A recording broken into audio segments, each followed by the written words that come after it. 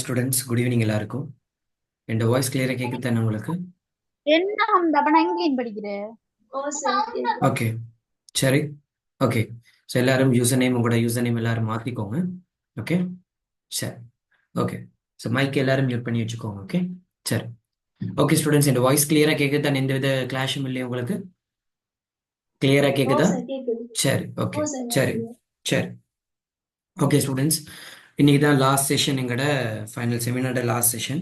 Okay, so இந்த final seminar உங்களுக்கு உண்மையாகவே யூஸ்ஃபுல்லாக இருந்திருக்கும்னு நான் நினைக்கிறேன். என்ன கேட்டிங்கன்னா, எனக்கு 100% நான் ஒரு கொடுக்குறேன், கொடுத்த மாதிரியே உண்மையாகவே உங்களுக்கு மற்ற செமினார்ஸை விட இது உண்மையாகவே நல்ல டைம் எடுத்து ஓகே உங்களுக்கு செய்ய கிடைச்சிச்சு எனக்கு. ஸோ இது லாஸ்ட் செஷன். இந்த செஷனில் பார்த்தீங்கன்னா நாங்கள் மிச்சம் பார்க்க வேண்டிய எஸ்ஏ கொஷின்ஸ் நாங்கள் பார்த்துட்டு, சரியா, சில சில விஷயங்கள் நாங்கள் எக்ஸ்ட்ராவாக நாங்கள் கொஞ்சம் கலந்துரையாடிட்டு இன்னைக்கான செஷன் நாங்கள் முடிப்போம். ஸோ ஸ்டூடெண்ட்ஸ், நீங்கள் நல்லா கவனிக்க வேண்டிய விஷயம் இதுதான். ஒரே ஒரு விஷயம் தான் உங்களுக்கு நான் கிளியராக சொல்லிக்கொள்ள வேண்டியது. ஸோ நீ எக்ஸாமுக்கு நான் என்னென்ன விஷயங்கள் சொன்னனோ அது எல்லாமே நீ படிச்சுட்டு போ. அதே மாதிரி ஒவ்வொரு பாடமும் விட்டுறாத. சரியா, இது வரும் அது வரும்னு சொல்லிட்டு நீ அதை மட்டும் படிச்சுட்டு போகாத. எல்லா பாடத்தையும் தெளிவாக நீ படிச்சுட்டு போ. ஓகேயா? அது திருப்பியும் நான் சொல்றேன், என்னன்னா அது வரும் இது வரும்னு அதை மட்டும் படிச்சுட்டு போகாத. தயவு செஞ்சு சொல்றேன் அப்படின்னு கேட்டியா இருந்துச்சுன்னா, நீ என்ன செய், எல்லாத்தையுமே படிச்சுட்டு போ. ஸோ யூனிட் 1ல இருந்து 19 வரைக்கும் எல்லாமே பர்ஃபெக்டா எல்லாத்தையுமே வாசிச்சுட்டு போ. கட்டாயம் வாசிக்கிறதுன்றது ரொம்ப ரொம்ப முக்கியம். அது மட்டும் இல்லாம நான் சொன்ன மாதிரி pass papers, model papers, FWC papers, இந்த மூணையுமே நீ செஞ்சு பார்த்துட்டு போ. இவ்வளவு செஞ்சு பார்த்துட்டு போனாவே நீ, நான் உனக்கு சொல்றேன், கியூரேட்டா நீ பிஏ தாண்டலாம்.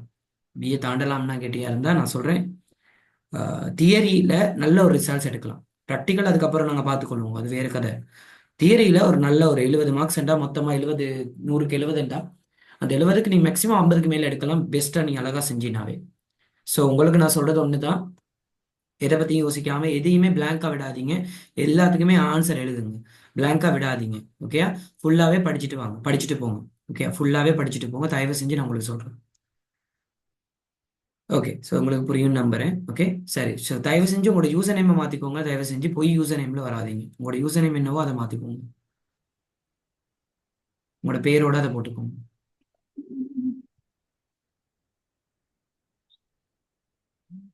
ஓகே, ஸோ அப்போ நம்ம இன்னைக்கு பார்க்க போறது என்னதுன்னு கேட்டா, முட்டைத்தூள் உற்பத்தியை பத்தி நாங்க பார்க்க போறோம். இதை பத்தி பார்க்க போறோம், முட்டைத்தூள் உற்பத்தியை பத்தி பார்க்க போறோம். சரி, இந்த முட்டைத்தூள் உற்பத்தி ஃபைனல் எக்ஸாமுக்கு கேட்பாங்களா இல்லையான்னு கேட்டா, ஐ திங்க் ஸோ. எனக்கு எஸ்ஏல கேட்கறதுக்கான சான்சஸ்ன்றது மிகவும் குறைவு. ஏன்னா அந்த முட்டைத்தூள் உற்பத்தியில ப்ராப்பரான ஒரு படிமுறைகள்ன்றது இல்லை. ஒரு ப்ராப்பரான படிமுறைகள்ன்றது இல்லை. அதுல கேட்கறது ரொம்ப குறைவு. பட் கேட்டா எழுத தெரிஞ்சிருக்கணும் எங்களுக்கு. சரி, முட்டைத்தூள் உற்பத்தி, அதுல ஆரம்பம் என்ன அப்படின்னு கேட்டீங்கன்னா, முட்டைத்தூள்ன்றது என்னதுன்னா, ஒரு முட்டையின் ஆயுட்காலத்தை அதிகரிப்பதற்காக, சரியா, செய்யப்படுகின்ற ஒரு முட்டை சார்ந்த ஒரு உற்பத்தி தான் இந்த முட்டைத்தூள். இந்த முட்டைத்தூளை பத்தியா இருந்தா, முட்டையோட வெண்கரு வச்சு அல்லது மஞ்சட்கரு வச்சு அல்லது ரெண்டையும் கலந்து நாங்க முட்டைத்தூள் தயாரிக்கலாம். இந்த முட்டைத்தூள்ன்றது எதுக்கு யூஸ் பண்றாங்க அப்படின்னு கேட்டீங்களா இருந்தா, பேக்கரி கைத்தொழில், மெக்கரோனி, நூடுல்ஸ், சொசேஜஸ், இறைச்சி உருண்டை, ஹோட்டல் உணவு உற்பத்தி துறைகள்ல இந்த முட்டைத்தூள் உற்பத்தியை பயன்படுத்துறாங்க. இப்போ நீங்க கேட்கலாம், இது என்ன சார் முட்டைத்தூள்னா என்னது சார் அப்படின்னு கேட்டா, சிம்பிள். ஒரு முட்டையமா ரொம்ப நாள் நாங்கள் வச்சுக்கொள்ள இயலாது. அதை நாங்கள் என்ன செய்யறோம் கேட்டீங்களா இருந்தா, வெவ்வேறு வடிவில் மாத்தி அதை களஞ்சியப்படுத்தி வச்சுக்கொள்ளும். அதான் முட்டைத்தூள் உற்பத்தி. அப்ப இந்த முட்டைத்தூள் உற்பத்தியின் போது பாத்தீங்களா இருந்தா, நீ வீட்டுல கூட இந்த முட்டைத்தூள் உற்பத்தியை தயாரிச்சு கொள்ளலாம். ஓகேயா? சாதாரண ஒரு ஓவன் ஒன்று எடுத்துக்கிட்டீங்களா இருந்தா, அந்த ஓவன்ல நல்லா உலர்த்திட்டு முட்டையை தனியா உடைச்சு ஊத்திட்டு, முட்டையை நல்லா உலர்த்திட்டு, அதை நல்லா உலர்த்தின பிறகு அதை நல்லா அரைச்சிட்டு அதை தூளாக்கி நீங்க வீட்டுல கூட நீங்க பயன்படுத்தி கொள்ளலாம். ஆனா அதுல ரொம்ப கவனமா இருக்கணும். முட்டையில உலர்த்தும் போது பாத்தீங்கன்னா ரொம்ப உலர்த்திடக்கூடாது முட்டையை. அப்படி ரொம்ப உளுத்திட்ட மாதிரி இருந்துச்சுன்னா கட்டாயம் என்ன நடக்கும் அப்படின்னு கேட்டீங்களா இருந்துச்சுன்னா, அது எங்களுக்கு என்ன சொல்றது, முட்டைத்தூள் உற்பத்தியோட தரத்தை என்ன செய்யும் கேட்டீங்களா இருந்தா, குறைக்கும். அப்ப ஒரு முட்டைத்தூள் உற்பத்தியை உலர்த்துறதுக்கான சரியான வெப்பநிலை என்ன அப்படின்னு கேட்டாங்களா இருந்தா, 57 டு 63 பாகை செல்சியஸ். நோட் பண்ணிக்கோ, 57 டு 63 பாகை செல்சியஸ். இதுதான் ஒரு முட்டையை உலர்த்துறதுக்கான, அந்த முட்டைத்தூள் உற்பத்தியின் போது அந்த முட்டையை உலர்த்துறதுக்கான சரியான வெப்பநிலை இதுதான். 57 டு 63 பாகை செல்சியஸ்ல கிட்டத்தட்ட 1 டு 2 மணித்தியாலம் வரைக்கும் நாங்க என்ன செய்வோம், உலர்த்தும். சரியா? ஓகே. அப்ப நீங்க யோசிக்கணும் என்னதுன்னு கேட்டீங்கன்னா, அப்ப நீங்க கேட்கலாம், சார் முட்டை தூள் உற்பத்தி நாங்க வீட்டிலேயே செய்யலாமா சார்? ஆமா, செய்யலாம். அதுக்கு நீங்க என்ன செய்யணும்னா, சிம்பிளா ஒரு முட்டையை உடைச்சு ஊத்திட்டு சரியா? அதுல நீங்க வெண்கருவு மட்டும் போடுறதா இருந்தா வெண்கருவு மட்டும் போட்டுக்கொள்ளலாம். மஞ்சட்கருவு சேர்த்து போடுறதா இருந்தா மஞ்சட்கருவை சேர்த்து போடலாம். இல்ல நான் மஞ்சட்கரு மட்டும் தான் எனக்கு தேவையானது, நீங்க மஞ்சட்கருவை மட்டும் வச்சு நீங்க என்ன செய்யலாம், முட்டைத்தூள் தயாரிக்கலாம். இது தயாரிக்கிறதுக்கு முதலாவது நீங்க என்ன செய்யணும்னா, முட்டையை ஒரு பாத்திரத்துல உடைச்சிட்டு நல்லா முட்டையை பீட் பண்ணுங்க. பீட் பண்ண பிறகு என்ன செய்யுங்க அப்படின்னு கேட்டீங்கன்னா, அந்த பீட் பண்ண விஷயத்தை போட்டு நீங்க நல்லா அவிங்க. ஃபர்ஸ்ட் இதாக்குறது உலர்த்ததுக்கு போது நல்லா அவிங்க. எதுல? அந்த இடியாப்பம் அவிக்கிறது அந்த மாதிரி சட்டியில போட்டு நல்லா அவிங்க. விளங்குதா? நல்லா அவிச்ச பிறகு பாத்தீங்களா இருந்துச்சுன்னா, அந்த அவிச்சு எடுத்த பிறகு அதை நீங்க உலர்த்துங்க. உலர்த்தின பிறகு பாத்தீங்கன்னா, அந்த நல்லா உலர்ந்து போன பிறகு அதை அப்படியே இதுல போட்டு கிரைண்டர்ல போட்டு நல்லா அரைச்சி தூளாக்கி நீங்க என்ன செஞ்சு கொள்ளலாம், யாராயிரம் ஒரு கண்ணாடி போத்தல்ல போட்டு நீங்க ஃப்ரிட்ஜில் வச்சு பாதுகாக்கலாம். இதுதான் முட்டைத்தூள் உற்பத்தி. சரி. அப்ப இந்த முட்டைத்தூள் உற்பத்தியை நாங்க இப்ப பரவலா செய்யணுமா இருந்துச்சுன்னா அதுக்கு என்ன ப்ராசஸ்? அதை என்ன வேற ஏதாவது நீங்க வீட்டுல செய்யறதா இருந்தா நான் இப்ப சொன்ன மாதிரி இந்த ப்ராசஸ் செய்யலாம். விளங்குதா? அவிக்கக்குள்ள வெப்பநிலை 70 பாகை செல்சியஸா இருக்கணும். Yes, good. சாதாரண வெப்பநிலை 70 பாகை செல்சியஸா இருக்கணும் அவிக்கக்குள்ள. உலர்த்தக்குள்ள வெப்பநிலை பாத்தீங்கன்னா 57 டு 63 பாகை செல்சியஸா இருக்கணும். சரி. இப்ப இந்த முட்டைத்தூள் உற்பத்தியின் போது நீங்க பரவலா செய்ய போறீங்க, அதாவது பெரிய அளவுல செய்ய போறீங்கன்னா அதுக்கு ஒரு ப்ராசஸ் இருக்கு. முதலாவது, முட்டையை பாத்தீங்களா இருந்தா நீங்க உடைக்கணும். உடைக்கிற சந்தர்ப்பத்துல என்னைக்குமே முட்டை வெண்கருவுடன் என்ன செய்யக்கூடாது, மஞ்சட்கரு சிறிதளவு கூட கலக்கக்கூடாது. அப்படி கலந்தா என்ன நடக்கும், அல்புமினுடன் கொழுப்பு கலக்க செய்யும். அப்ப நீங்க கேட்கலாம், சார் இப்பதானே சார் சொன்னீங்க முட்டையை நாங்க தனியாவும் முட்டை வெள்ளைக்கருலையும் தயாரிக்கலாம், மஞ்சட்கருலையும் தயாரிக்கலாம், ரெண்டையும் சேர்த்து தயாரிக்கலாம். எஸ், ரெண்டையும் சேர்த்து தயாரிக்கலாம். சேர்த்து தயாரிக்கிறதா இருந்தா, விளங்க, ரெண்டையுமே சேர்த்து தயாரிக்கிறதா இருந்தா கட்டாயம் நாங்க நொதிக்க செய்தல்ன்ற ஒரு வேர்டை செய்யணும் கட்டாயம்.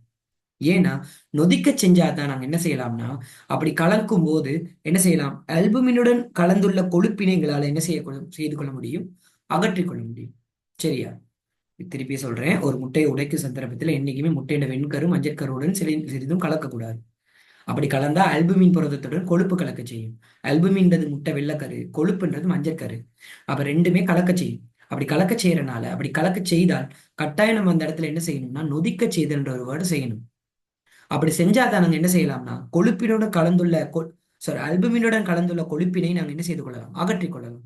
ஏன்னா நொதிக்க செய்யும் போது பாத்தீங்கன்னா அல்புமின்றது இப்படி இப்படி நுர நுர மாதிரி உருவாகும். அப்ப இந்த நுரையை அகற்றுவதன் மூலமாக நாங்க என்ன செய்யலாம், கொழுப்போட கலக்க செய்த அல்புமினை நாங்க என்ன செய்யலாம், தனியா வேறாக்கலாம். ஓகேயா? சரி. அப்ப நொதிக்க செய்தல்ன்றது எதுக்காகன்றது ஞாபகத்துல வச்சுக்கோ. சரி. இப்ப முட்டைத்தூள் உற்பத்தியில முதலாவது பாயிண்ட் என்னதுன்னு கேட்டா நொதிக்க செய்தல் தான். முதலாவது விஷயம் என்னது, நொதிக்க செய்தல் தான். சரி. எப்படி நொதிக்க செய்யறது முட்டை உற்பத்தியில? சரியா? நல்லா கவனிச்சுக்கோ. முட்டை உற்பத்தியில முதலாவது எப்படி நொதிக்க செய்யறது? பிரதானமா நொதிக்க செய்தலுக்காக முட்டை உற்பத்தியின் போது நொதிக்க செய்யறதுக்கு 3 மெத்தட் பயன்படுத்துறோம். ஒன்னு மதுவத்தின் மூலமா நொதித்தல், இன்னொன்னு பாக்டீரியாக்கள் மூலமா நொதித்தல், இன்னொன்னு நொதியங்கள் மூலமாக நொதித்தல். சரியா? ஒண்ணு மதுவத்தின் மூலமா நொதித்தல், மதுவம். அடுத்தது பத்தியா இருந்தா பாக்டீரியா மூலமான நொதித்தல். ஒண்ணு என்னது, அடுத்தது பாக்டீரியா மூலமான நொதித்தல். அடுத்து என்னது, நொதியங்கள் மூலமான நொதித்தல், என்சைம் மூலமா நொதிக்கிறது. அப்ப நொதிக்க செய்தல்ன்றது 3 வகை. இந்த 3ல ஏதாவது ஒரு வகையை செஞ்சாலும் எங்களுக்கு போதுமானது. சரி. அப்ப நீங்க கேட்கலாம், சார் நொதித்தல் எதுக்காக சார் செய்யணும்? நொதித்தல் செய்யறதுக்கான மெயினான காரணமே முட்டைத்தூள்ட பயன்படு கால அளவை அதிகரிக்கிறது. அதாவது அதன் ஆயுட்காலத்தை அதிகரிச்சு கொள்றது. அடுத்தது, நொதித்தல் மேற்கொள்வது இன்னொரு விஷயம் என்னதுன்னு கேட்டீங்கன்னா, கபில நிறம் உருவாதலை நாங்க என்ன செய்யறது, தவிர்க்கிறதுக்காக. அப்படின்னு கேட்கலாம், ஏன் சார் கபில நிறம் எப்படி சார் உருவாகும் அப்படின்னு கேட்டா, முட்டைத்தூள் உற்பத்தியின் போது நாங்க உலர்த்துறோம் தெரியுமா, அந்த உலர்த்தும் போது நாங்க சிவிரி உலர்த்தல் முறையை நாங்க பயன்படுத்தினமா இருந்தா வெப்பநிலை அதிகரிப்பு காரணமாக குளுக்கோஸும் அமினோ அமிலமும் தாக்கம் செஞ்சு மெலாட்டாக்கம் நடைபெறும். அப்ப இந்த மெலாட்டாக்கம் காரணமாக ஏற்படுகின்ற கபில நிறமாதலை, அதாவது பிரௌனிங்க தவிர்த்து கொள்றதுக்காக தான் நாங்க என்ன செய்யறோம் கேட்டீங்கன்னா நொதித்தல் செய்யறோம். அப்ப நீங்க யோசிக்கணும், நொதித்தல் எதுக்காக செய்யறோம்? 2 காரணத்துக்காக. ஒண்ணு மெலாட்டாக்கத்தினூடாக கபில நிறம உருவாதலை தடுப்பதற்காகவும், முட்டை தூளினது பயன்படு கால அளவை அதிகரிப்பதற்காகவும். இதுல நாங்க எந்த நொதித்தல் வேணாலும் செஞ்சு கொள்ளலாம். மதுவம், பாக்டீரியா, என்சைம் எதை வேணாலும் நாங்க செய்து கொள்ளலாம் நொதித்தல் முறை. அப்ப அதுல சொல்றாங்க 3 நொதித்தலையும் வழங்கப்படுத்துறாங்க. முதலாவது நொதித்தல் என்னது, பாக்டீரியாக்கள் மூலமான மதுவத்தின் மூலமான நொதித்தல். உனக்கு தெரியும் மதுவம்ன்றது என்னது, ஒரு வகையான ஃபங்கஸ். அப்ப அந்த மதுவத்தின் மூலமான நொதிக்க செய்யும் போது பாத்தீங்கன்னா குளுக்கோஸ் ஆனது அல்ககோலாகவும் மற்றும் கார்பனீர் ஆக்சைடாகவும் என்ன நடக்கும், மாற்றப்படும். குளுக்கோஸ் ஆனது என்னென்னவா மாற்றப்படுது, அல்ககோலாகவும் கார்பனீர் ஆக்சைடாகவும் என்ன நடக்கும், மாற்றப்படும். விளங்குதா?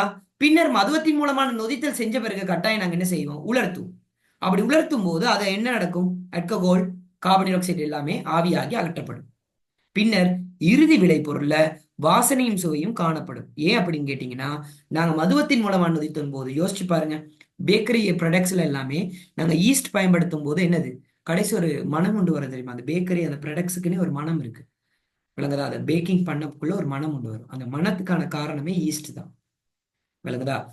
ஈஸ்ட் உண்மையாவே என்னது, ஒரு நொதித்தலுக்கான ஆதாரப்படையா வழங்குது. சரி, நொதித்தலுக்கான ஒரு ஊடகமாக அமையுது, விளங்குதா? பொங்குதல் போன்றவற்றுக்கு ஊடகமா அமையுது, இல்லைன்னு நான் சொல்லல. ஆனா இந்த முட்டைத்தூள் உற்பத்தியில பாத்தீங்கன்னா, மதுவத்தின் மூலமான நொதித்தல் என்பது பாத்தீங்கன்னா ஒரு முக்கியத்துவம் அடையுது. சரி, ஓகே, இது மதுவத்தின் மூலமான நொதித்தல். சரியா? அடுத்தது பாத்தீங்களா இருந்தா பாக்டீரியாக்கள் மூலமான நொதித்தல். அடுத்து என்னது, பாக்டீரியாக்கள் மூலமான நொதித்தல். இது பாக்டீரியாக்கள் மூலமான நொதித்தல்ன்றது ஒரு ஸ்பெஷல், அது விளங்குதா? இது என்ன ஸ்பெஷல் அப்படின்னு கேட்டீங்கன்னா, இதுல வாசனை சுவை இருக்குது, அந்த கடைசி பொருட வாசனை சுவை உயர் தரத்துல காணப்படும். வாசனை சுவை எப்படி காணப்படும்? உயர் தரத்தில் காணப்படும், ஹைலி கிரேடடா இருக்கும். இறுதி விளைபொருள் என்ன உருவாது, வளி குமிழ்கள் உருவாகாது மற்றும் கரையும் தக உடையது. கரையும் தக உடையதுன்றது ஈஸிலி டிசால்வ் ஆகும் முட்டைத்தூள். அடுத்தது, ஒரே வகையான பாக்டீரியா வளர்ப்பை அல்லது கலப்பு வளர்ப்பு பயன்படுத்தப்படும். அதாவது நாங்க மிக்ஸ் கல்ச்சர் அல்லது பாக்டீரியா கல்ச்சர் பயன்படுத்துவோம். இதுக்கு இந்த பாக்டீரியாக்கள் மூலமான நொதித்தலுக்கு பெரும்பாலும் புரத பகுப்பு பாக்டீரியா என்பது என்ன செய்யாது, காணப்படாது. விளங்குதா? புரத பகுப்பு பாக்டீரியான்றது என்னதுன்னா, புரோட்டீன் சிந்தசிஸ் பாக்டீரியா இருக்காது இதுல. அப்படி இருந்தா அது என்ன செய்யும், அல்புமின் புரதத்தை பாத்தீங்கன்னா இயல்பகற்றிடும். அதனால புரத பகுப்பு பாக்டீரியா எதையுமே நாங்க அந்த பாக்டீரியா கல்ச்சர்ல பயன்படுத்த மாட்டோம். அடுத்தது, வெண்கருவில் இருந்து குளுக்கோஸ் முடிவுற்றதை தொடர்ந்து நொதிப்பு செயல்முறை தடைபெற்று வேறு விளைபொருள் உருவாவது என்ன செய்யப்படும், நிறுத்தப்படும். அதாவது மதுவத்தின் மூலமான நொதித்தல் மூலமாக குளுக்கோஸ் ஆனது கார்பன் ஆக்சைடாகவும் அட்ககோலாகவும் மாற்றப்படுது. அந்த மாதிரி பாக்டீரியாக்கள் மூலமான நொதித்தல்ல இப்படி இறுதி விளைபொருள் எல்லாம் மாற்றப்படாது. அதாவது கார்பன் ஆக்சைடு அட்ககோல் எல்லாம் மாற்றப்படாது, விளங்குதா? குளுக்கோஸ் முடிவுற்றதை தொடர்ந்து நொதிப்பு செயல்முறை தடைபடும். ஆகவே நொதித்தலின் இறுதியில் பாய்ச்சராக்கம் மூலம் நுண்ணங்கி குடித்தொகை எங்களால் என்ன செய்து கொள்ள முடியும், கட்டுப்படுத்திக் கொள்ளலாம். சோ இதுதான் பாத்தீங்களா இருந்தா அந்த உதாரணம். குளுக்கோஸ் நொதித்தலின் மூலமா பாக்டீரியா சேதன அமிலம் கார்பன் ஆக்சைடாக மாற்றப்படுது. சரியா? சரி, இப்ப இந்த விஷயத்துல இந்த சேதன அமிலம் கார்பன் ஆக்சைடு இது எல்லாத்தையும் எப்படி நாங்க அகற்றிக் கொள்ளலாம்னா, இதை நாங்க என்ன செய்யறதுன்னா உலர்த்தணும். நான் சொன்னேன், உலர்த்ததுக்கு முதல்ல நொதித்தல் செய்வோம். அப்ப நொதித்தல் செஞ்ச பிறகு என்ன நடத்துறோம்னா, இது எல்லாமே ஆவியாயிரும். ஓகேயா? கிட்டத்தட்ட இந்த நொதித்தல் செயல்முறை என்பது பாத்தீங்கன்னா 36 டு 48 மணித்தியாலங்கள் எடுக்கும். சரியா? 36 டு 48 மணித்தியாலங்கள் எடுக்கும். இதை விட கூட மணித்தியாலம் எடுக்கிறது மதுவத்தின் மூலமான நொதித்தல். சரியா? சரி, அப்ப ஞாபகம் வச்சுக்கோ, மதுவத்தின் மூலமான நொதித்தலை விட பாக்டீரியாக்கள் மூலமான நொதித்தல் என்பது நல்ல. அடுத்தது, நொதியங்கள் மூலமான நொதித்தல். நொதியங்கள் மூலமான நொதித்தல் தான் இருக்கிறதுலயே பெஸ்ட் மெத்தட். ஓகே, ஃபெர்மெண்டேஷனுக்கு பெஸ்ட் மெத்தடே நொதியங்கள் மூலமான நொதித்தல் தான். சரியா? என்ன நொதித்தல்? நொதியங்கள் மூலமான நொதித்தல். இது டீப்பா எழுதணும்னு அவசியம் இல்லை. ஓகே, இது டீப்பா எழுதணும்னு அவசியம் இல்லை. பட் நொதித்தல்ன்ற வேர்டு உங்களுக்கு தெரிஞ்சிருந்தா போதுமானது. எல்லாமே டீப்பா எழுதணும்னு அவசியம் இல்லை, தயவு செஞ்சு சொல்றேன். உனக்கு டீப்பா தெரிஞ்சிருக்கணும்னு அவசியம் இல்லை நொதியங்கள். ஃபர்ஸ்ட் நொதித்தல் எதுக்காக செய்யறோம், நொதியங்களோட வகைகள், அதுல சிறப்பான 2 பாயிண்ட்ஸ் போதும். எவ்வளவு காலத்துக்கு நொதித்தல் நடைபெறும், என்னென்ன விஷயங்கள் நடைபெறுது, அவ்வளவு போதும். அப்ப நொதியங்கள் மூலமான நொதித்தல் தான் பொதுவாக ஏற்றுக்கொள்ளப்பட்ட ஒரு செயல்முறையாகும். இச்செயல்முறை விரைவானதும் மற்றும் கட்டுப்படுத்திக் கொள்ளக்கூடியதாகுமானதாக காணப்படும். இந்நொதியங்கள் எப்படி இருக்கும், விரைவானதாகவும் இருக்கும் மற்றும் கட்டுப்படுத்திக் கொள்ளக்கூடியதாகவும் இருக்கும். சரி, இதுல நொதிப்பு வெப்பநிலை எவ்வளவா இருக்கும் என்றா 30 பாகை செல்சியஸ். நோட் பண்ணிக்கோ, நொதிப்பு வெப்பநிலை 30 பாகை செல்சியஸ். மற்றும் இதுல இதை நாங்க 2 டு 15 பாகை செல்சியஸ் என்ற குறைந்த வெப்பநிலை வீச்சில் நீண்ட நேரம் நாங்க என்ன செய்வோம், வெப்பநிலை என்ன சொல்றது, அதை நொதிக்க செய்யும். அதாவது நொதிப்பு வெப்பநிலை 30 பாகை செல்சியஸ். ஆனா அதை நொதிக்க செய்யும் போது பாத்தீங்கன்னா 2 டு 15 பாகை செல்சியஸ் என்ற குறைந்த வெப்பநிலையில தான் நாங்க என்ன செய்வோம், நொதிக்க செய்யும். சரியா? இந்த நொதிக்க செயற்பாட்டிற்கு உதவுற நொதியம் என்னதுன்னு கேட்டீங்கன்னா குளுக்கோஸ் ஆக்சிடேஸ் நொதியம். சோ இப்படி ஒரு இது ஒன்று கொடுத்துருக்கு சார்ட் இந்த மாதிரி. ஓகேயா? இது பெரிய அளவில் உங்களுக்கு அவசியம் இல்லை. ஓகேயா? ஞாபகம் வச்சுக்க முடிஞ்சா கட்டாயம் ஞாபகம் வச்சுக்கோங்க. பீட்டா டி குளுக்கோஸ் என்பது குளுக்கோஸ் ஆக்சிடேஸ் நொதியத்தால் beta D sorry yes beta D glucose oxidase நொதியமானது பாத்தீங்களா இருந்தா குளுக்கானோ லாக்டோன் எனப்படுவதாக மாற்றப்பட்டு கடைசி டி குளுக்கோனிக் ஆசிட்டாகவும் மற்றும் நீராகவும் மாற்றப்படுது. இதுதான் நொதியங்கள் மூலமான நொதித்தல்ல பாத்தீங்கன்னா கடைசி இறுதி விளைபொருள். சரியா? சரி, இவ்வளவுலாம் தேவையில்ல, திருப்பியும் சொல்றேன், இவ்வளவுலாம் தேவையில்ல. பேசிக் விஷயங்களை மட்டும் ஞாபகம் வச்சுக்கோ.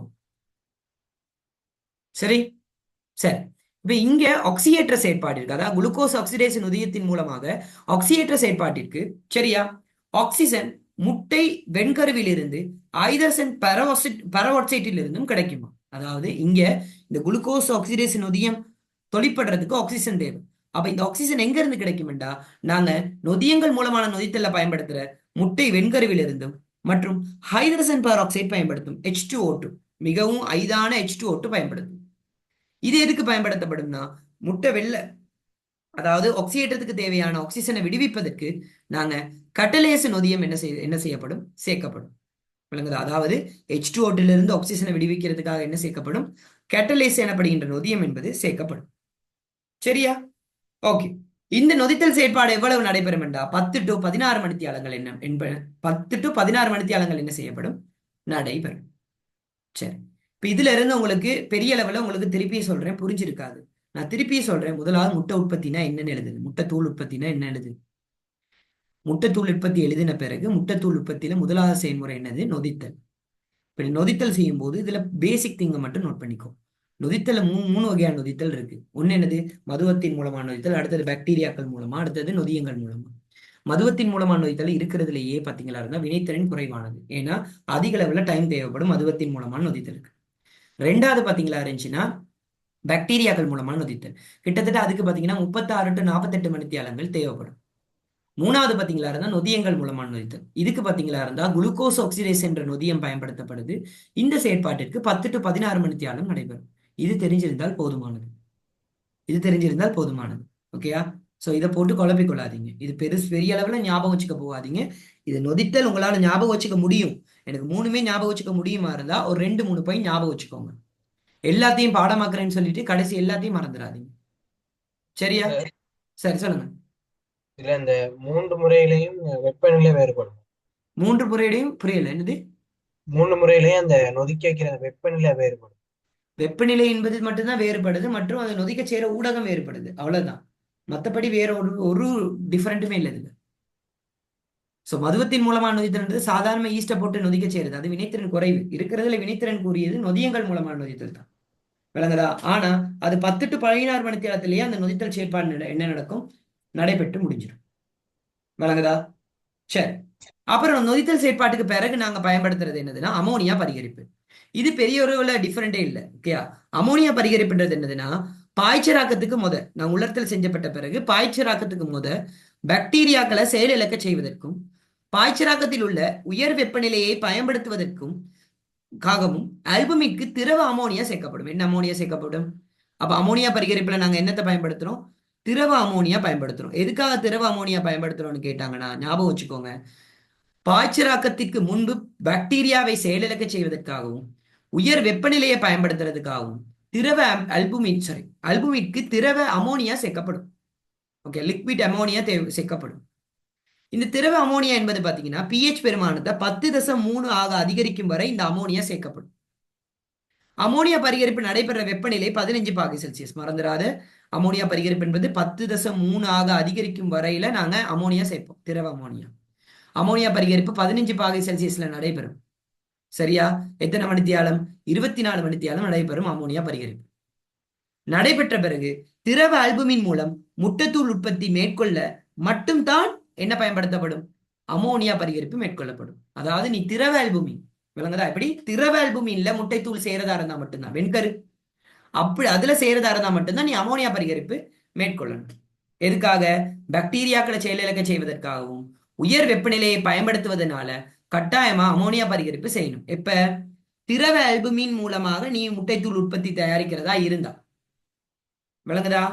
சரி, அப்ப முட்டைத்தூள் தயாரிச்ச பிறகு அமோனியா பரிகரிப்பு செஞ்ச பிறகு நாங்க என்ன செய்வோம், சிவிரி உலர்த்தல் செய்யும் போது கட்டாயம் என்ன நடக்கும், அமோனியா என்பது அகற்றப்படும்.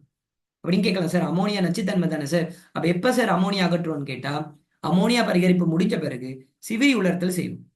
அந்த சிவிரி உலர்த்தல் செய்யும் போது பாத்தீங்கன்னா கட்டாயம் அமோனியா என்ன நடக்கும், அகற்றப்படும். முதலாவது நொதித்தல், ரெண்டாவது அமோனியா பரிகரிப்பு, மூணாவது பாய்ச்சராக்கம். பாய்ச்சராக்கத்துக்கு முதல்ல நாங்க என்ன செய்வோம் கேட்டீங்கன்னா இந்த அமோனியா பரிகரிப்பு செய்வோம். சரி, பாய்ச்சராக்கம்னா என்னது, 51 to 52 பாகை செல்சியஸ் வெப்பநிலை வீச்சுல 3 நிமிட காலத்துக்கு நாங்க என்ன செய்வோம் கேட்டீங்கன்னா வெப்பப்படுத்தும். வெப்பப்படுத்தும் போது அல்புமினில் காணப்படுகின்ற திரவ விளைய புரதம் திரள மாட்டாது. திரள மாட்டான்றது ஃப்ளக்யூலேஷன் நடக்காது. ஓகே, ஃப்ளக்யூலேஷன் நடக்காது. அதான் என்ன நடக்காது, திரளாது. விளங்குதா? ஏன் புரதம் திரண்டு போச்சுன்னா என்ன நடக்கும்? கட்டாயம் நாங்க செய்யறதுல நன்மையே இல்லை. விளங்குதா? அதனால பாய்ச்சலாக்கம் செய்யும் போது பாத்தீங்களா இருந்தா திரவ விளைய புரதம் என்ன செய்யாது, திரள மாட்டாது. ஆகவே கட்டாயம் நாங்க அமோனியா பரிகரிப்பு செஞ்ச பிறகு பாய்ச்சலாக்கம் செய்யும். பாய்ச்சலாக்கம் செஞ்ச பிறகு பாத்தீங்களா இருந்தா அதுக்கப்புறம் செய்ய வேண்டியது சிவிரி உலர்த்தல். சிவிரி உலர்த்தல் தான் இப்ப நான் சொல்லி கொடுத்தேன் என்னதுன்னு சொல்லி உங்களுக்கு. சிவிரி உலர்த்தப்படும் போது என்ன செய்யப்படும்? அமோனியா அகற்றப்படும். அதே சந்தர்ப்பத்துல நாங்க சிவிரி உலர்த்தல் டைம்ல திரவ அல்புமின் முதலில் துளி துளிகளாக உடைக்கப்படும். துளிகளாக உடைக்கப்படும் அப்படின்னா என்னது, கொஞ்சம் கொஞ்சமா உடைக்கப்படும். விளங்குதா?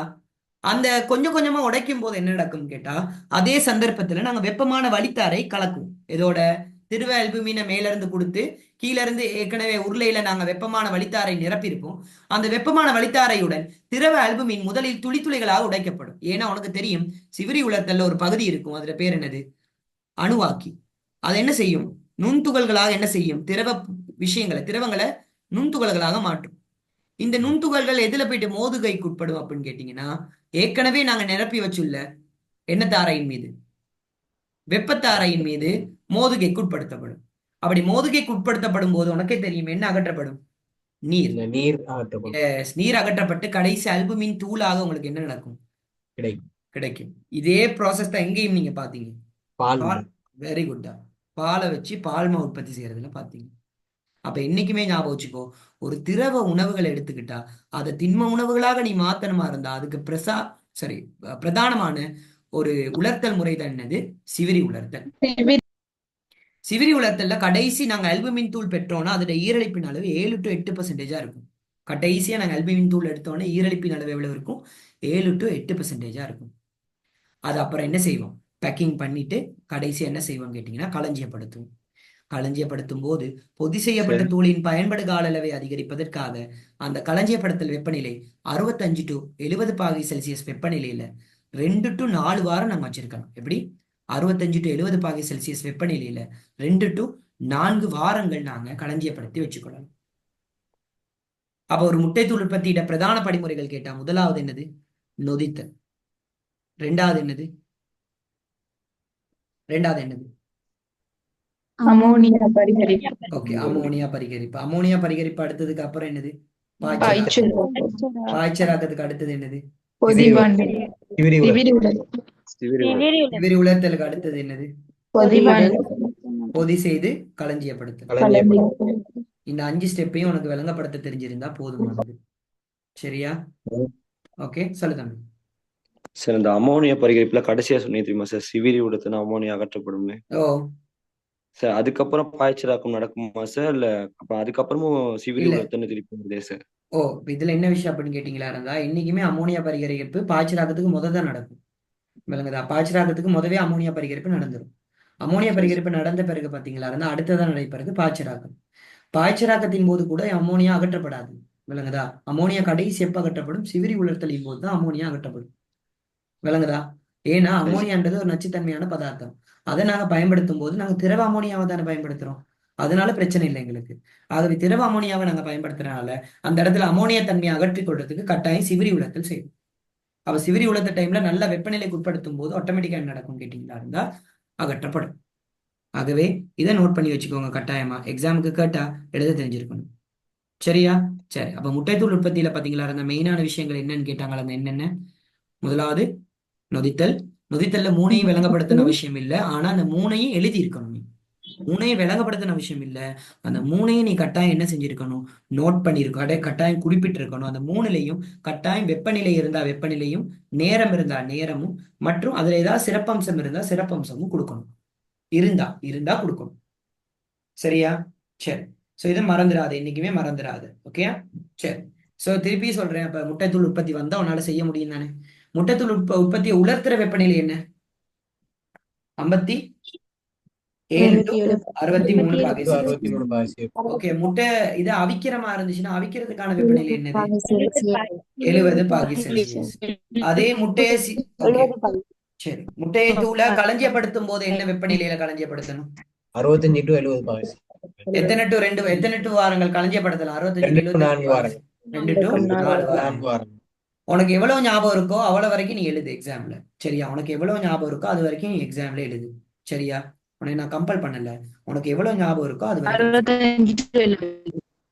Good, very 2 to 4. Good, very good. சரி, மதுவத்தின் மூலம் நொதிக்க செய்தல் இருக்குத்தானே, அதோட வெப்பநிலை எவ்வளவு? எவ்வளவு? என்னது? புரியல. அது மதுவத்தின் மூலம் நொதிக்க செய்தல். மதுவத்தின் மூலம் நொதிக்க செய்தல். I think so. Just minute. அப்படி இருங்க, அப்படி இருங்க. சார் முட்டையை களஞ்சியப்படுத்தும் போது என்ன வெப்பநிலை? 65 to 70 இதா இருக்கு. முட்டைத்தூள்.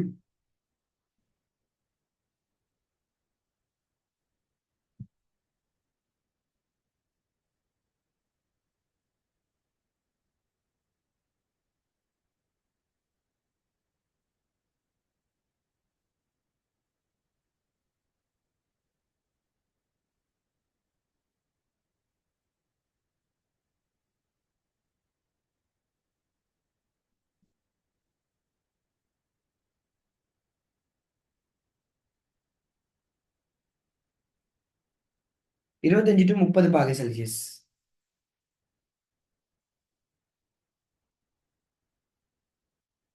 25 to 30 பாகை செல்சியஸ் நோட் பண்ணிக்கோங்க. 25 to 30 பாகை செல்சியஸ்.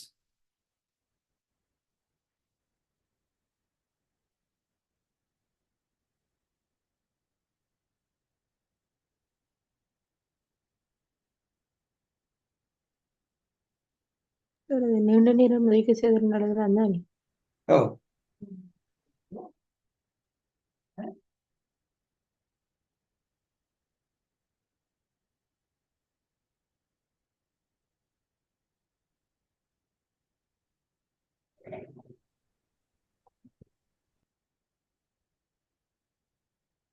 பாக்டீரியா நொதித்தல் எழுதிக்கோ. பாக்டீரியா நொதித்தல் என்பது 30 to 40 பாகை செல்சியஸ். 30 to 40 பாகை செல்சியஸ்.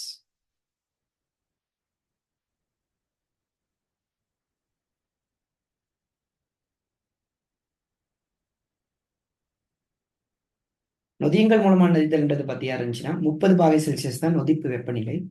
சரியா? அதை நாங்க நீண்ட நேரம் செய்ய போற மாதிரி இருந்தா, ஓகே, நீண்ட நேரம் செய்யறதா இருந்தா வெப்பநிலை நல்லா குறைச்சி தான் வைப்போம். 2 to 15 பாகை செல்சியஸ்ல. சரியா? நீ டக்குன்னு செய்யறதா இருந்தா 30 பாகை செல்சியஸ்.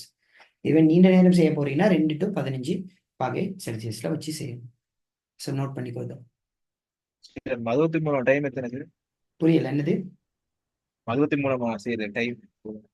புரியல. டைப்னா டைமா? டைம் டைம் டைம்டா கிட்டத்தட்ட 24 மணித்தியாலங்கள் எடுக்கும்டா அதுக்கு.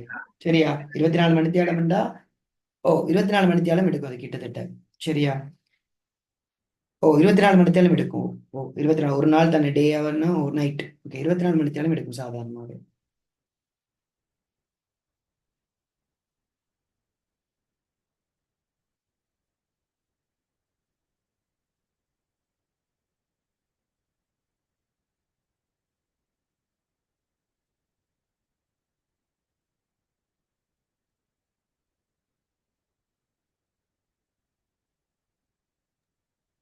சார், சரி தம்பி. இதுல அறிமுகம் எழுதுறேன்னு சொன்னா ம். முட்டையில ஆயுட்காலத்தை அதிகரிப்பதற்காக முட்டைத்தூள் தயாரிக்கப்படுதுன்னு சொல்லி எழுதலாம். அப்படியும் எழுதலாம். இல்லைன்னா நீங்க என்ன செய்யணும் கேட்டீங்களா இருந்தா, முட்டைண்ட அல்புமின் மற்றும் முட்டைண்ட மஞ்சட்கரு போன்றவற்றை சேர்த்து, சரிதானே, தயாரிக்கப்படுற ஒரு முட்டை சார்ந்த ஒரு உற்பத்தின்னு கூட நீங்க எழுதலாம். ஓகே, சரியா? இது எதற்காக செய்யப்படுதுன்னு கேட்டா அதுல நோக்கம் தான் நீங்க எழுதணும். என்னது? இதன் ஆயுட்காலம், முட்டையின் ஆயுட்காலத்தை அதிகரிக்கிறதுக்காக நாங்க செய்யறோம்னு சொல்லி. சரி, சரி, ஓகே. உங்களுக்கு ஓகேன்னு நினைக்கிறது விளங்கி இருக்கும்னு நினைக்கிறேன் நான். சரி,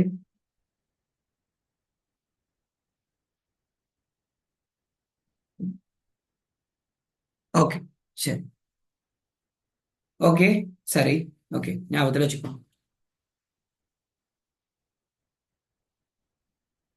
சரி, ஓகே. இப்ப நம்ம அடுத்ததா பார்க்க போறது என்னதுன்னா, நீங்க என்னமோ கேட்டீங்க. என்னது? நெல் தானே? நெல் கேட்டீங்க தானே? ஓகே, நெல். Just minute. அப்படி இருங்க.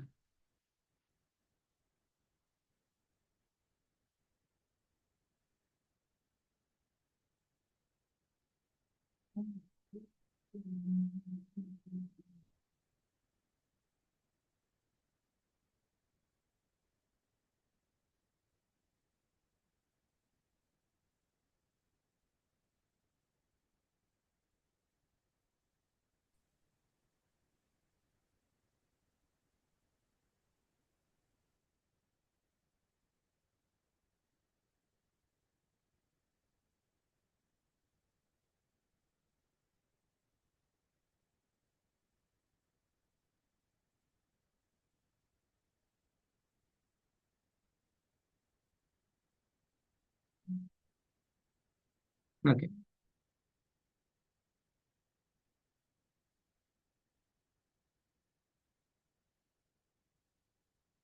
ஓகே இதை நோட் பண்ணிக்கோங்க, இதை பார்த்துக்கோங்க. அரிசி உற்பத்தியின் போது நெல் அறுவடை செய்தது தொடக்கம் மேற்கொள்ளப்படுகின்ற நடவடிக்கைகள் மூலம் நிரம்பிய மணிகளை கொண்ட அரிசி விளைச்சல் விகிதத்தை அதிகரித்துக் கொள்ளும் முறையை விளக்குக. இது ஒரு கேள்வி உங்களுக்கு கேட்கலாம்.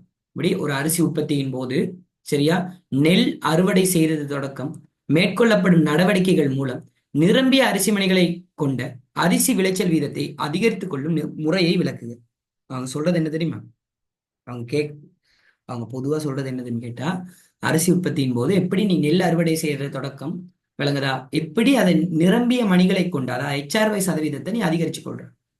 முதலாவது பார்த்தீங்கன்னா HRY சதவீதம்னா நீ என்னன்னு எழுதணும் விளங்குதா? HRY சதவீதம்ன்றது என்னதுன்னு கேட்டா, சுத்திகரிக்கப்படாத 1 கிலோகிராம் நெல்லில் இருந்து பெறக்கூடிய நிரம்பிய அரிசி மணிகளின் நிறை தான் என்னது சதவீதம். நிரம்பிய அரிசி மணிகளின் நிறைந்த சதவீதம் தான் என்னது HRY சதவீதம். அதாவது நிரம்பிய மணிகளை கொண்ட அரிசி விளைச்சல் வீதம். ஸோ நிரம்பிய மணிகளை கொண்ட அரிசி விளைச்சல் வீதம்ன்றது என்னதுன்னு கேட்டீங்களா இருந்தா ஞாபகம் வச்சுக்கோங்க. என்னது?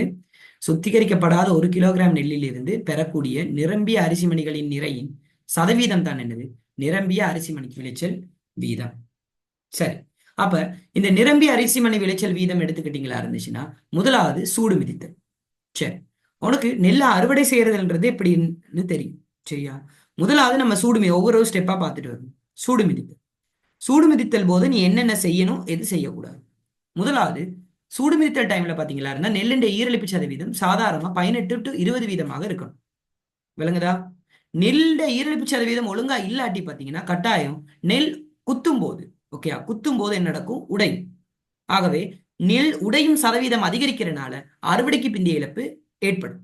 ஆகவே சுடு மிதித்தலின் போது நெல்லின் ஈரலிப்பு சதவீதத்தை நாங்க கவனமா நாங்க என்ன செய்யணும்? பயன்படுத்தணும். அதாவது ஈரலிப்பு சதவீதத்தை கவனமா ஆப்டிமம் ரேஞ்ச் 18 to 20%. ஓகே, 18 இருந்து 20% வரைக்கும் நாங்க என்ன செய்யணும்? பேணணும். சரிதானே? அடுத்தது பாத்தீங்களா இருந்தா நெல்லை சுத்திகரித்தல், கிளீனிங் ப்ராசஸ். நெல்லை சுத்திகரித்தல் அப்படின்னா என்னதுன்னா, ஒரு நெல்லுடன் காணக்கூடிய வைக்கோல் துண்டு, களைவித்து ஏனைய மாசுக்கள் எல்லாமே நாங்க என்ன செய்யணும்னா அகற்றிடணும். அப்படி அகற்றாம விட்டா அது HRY சதவீதத்தை என்ன செய்யும்? பாதிக்கும். ஏன்னா நெல்லை குத்தும் போது தானிய மணிகள் சேதமுறுவது குறைவடையும். அப்ப கட்டாயம் நாங்க என்ன செய்யணும்னா அகற்றணும். எதை அகற்றணும்? வைக்கோல் துண்டு, களை வித்து ஏனைய மாசுக்கள் எல்லாம் அகற்றினா நெல்லை குத்தும் போது தானிய மணிகள் சேதமுறுவது என்ன செய்யும்? குறைவடையும். ஆகவே நெல்லை சுத்திகரிக்கும் போது கட்டாயமா நெல்லுடன் காணப்படக்கூடிய வைக்கோல் துண்டு, களை வித்து ஏனைய மாசுக்கள் எல்லாத்தையும் அகற்றிடணும். அது என்ன செய்யும்? HRY சதவீதத்தை கூட்டும். அடுத்தது உலர்த்துதல் எடுத்துக்கிட்டீங்களா இருந்தா நெல்லை உலர்த்தும் போது பாத்தீங்களா இருந்தா நெல்லின் ஈரலிப்பு சதவீதம் ஒரேடியாக குறைவடைய இடமளிப்பதை தவிர்த்து 2 அல்லது 3 கட்டங்களில் படிப்படியாக குறைவடைய செய்வதால் நெல்மணியின் உள்ளே உள்ள நீரும் வெளியேறி உலர்வதால் நெல் பதப்படுத்தும் போது நிரம்பிய அரிசி மணி விளைச்சலை அதிகரித்துக் கொள்ளலாம். அதாவது உலர்த்தல்ல ஏற்கனவே நான் சொல்லி கொடுத்துருக்கேன். என்னைக்கும் உலர்த்தும் போது நெல்லின் ஈரலிப்பு சதவீதம் ஒரேடியா குறைவடைய இடமளிக்க கூடாது. 2 அல்லது 3 கட்டங்கள்ல படிப்படியா தான் குறைவடைய இடமளிக்கணும். அப்பதான் நெல்மணியில உள்ளே உள்ள நீரும் வெளியேறி உலரும் போது நெல் பதப்படுத்தும் போது HRY சதவீதத்தை அதிகரிச்சு கொள்ளும். அப்ப நெல்லை உலர்த்தும் போது ரொம்ப கவனமா இருக்கணும். என்னது? நம்ம நெல்லின் ஈரலிப்பு சதவீதத்தை ஒரேடியா குறைவடைய செய்யக்கூடாது. சரியா? படிப்படியாக 3 கட்டங்கள்ல குறைவடைய செய்யும். அப்படி குறைவடைய செய்யும் போதுதான் நிரம்பிய அரிசி மணி விளைச்சலை என்ன செய்து கொள்ளலாம்? அதிகரித்துக் கொள்ளலாம். அடுத்தது களஞ்சியப்படுத்தல். உனக்கு தெரியும், நெல்லை களஞ்சியப்படுத்தும் போது பாத்தீங்களா இருந்தா ஈரலிப்பு அதிகரிச்சா பூச்சி தாக்கம், பங்கசு தாக்கம் ஏற்படும். ஆகவே அந்த விளைபொருள இழப்புகள் பாத்தீங்களா இருந்தா நெல்லுடைய ஈரலிப்பு சதவீதம் கூடும் போது விளைபொருள இழப்பு 10 to 15% இழப்பு ஏற்படும். இப்ப 100%, 100 கிலோ நெல்லுண்டா அதுல 10 to 15 கிலோ நெல் பாத்தீங்கன்னா கட்டாயமா பூச்சி தாக்கம், பங்கசு தாக்கம் காரணமாக இழக்கப்படும். ஆகவே களஞ்சியப்படுத்தும் போது ஈரலிப்பு குறைவாதான் களஞ்சியப்படுத்தணும். அது உங்களுக்கு தெரியும் எவ்வளவு ஈரலிப்பு. சாதாரணமா நாங்க 9% விட குறைவா வச்சிருக்கணும் களஞ்சியப்படுத்தும் போது.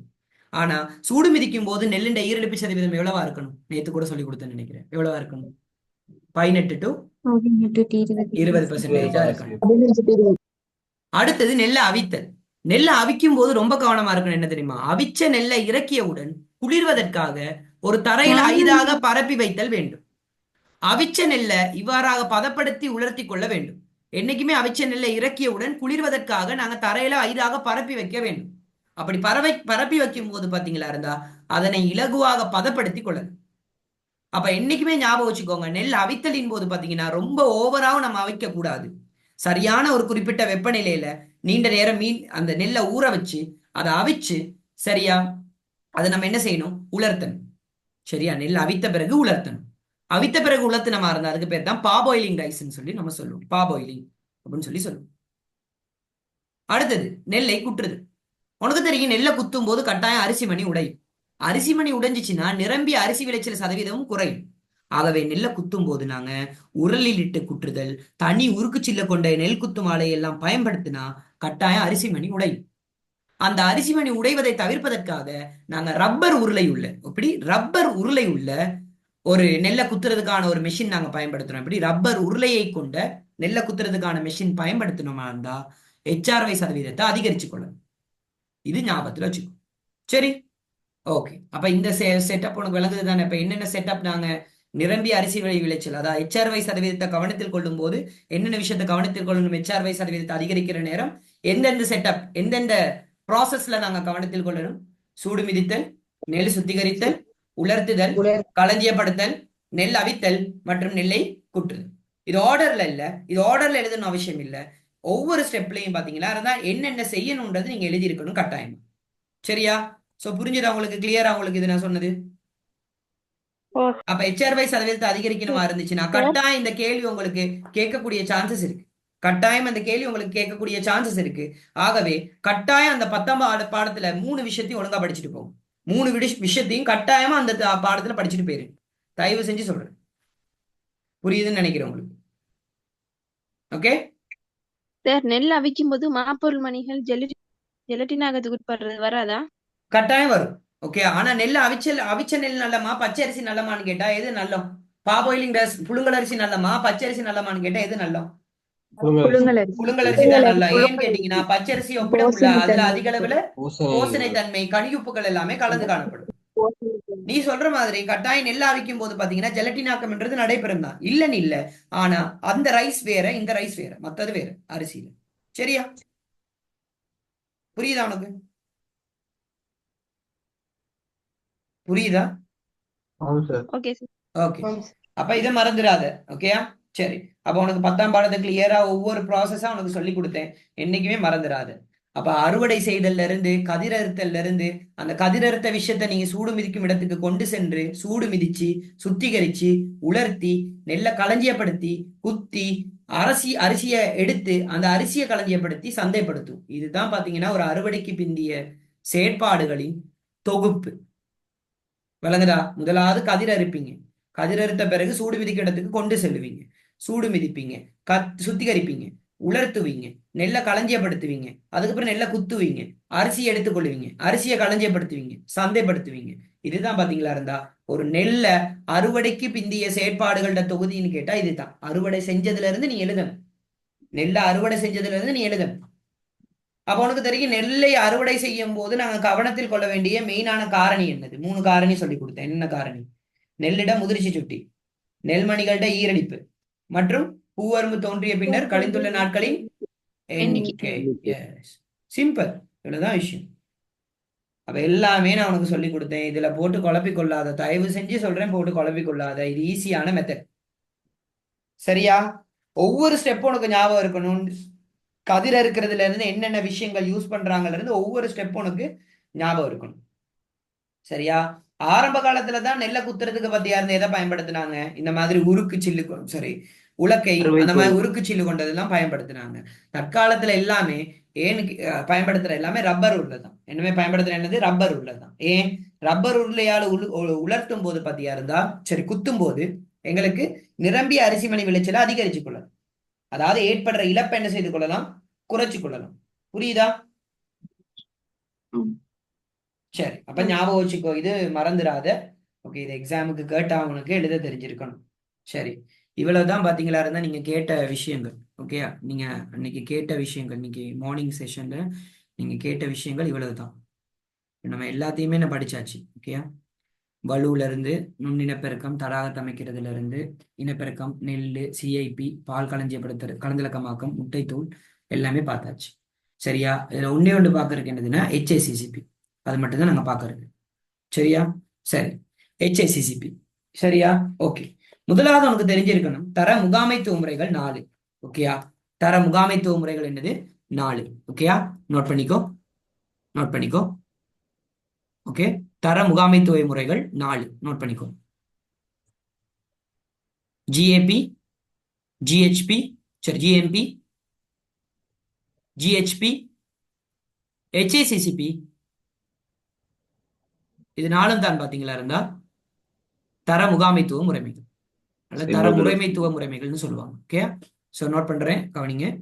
முதலாவது தர முகாமைத்துவ முறைமைகள்.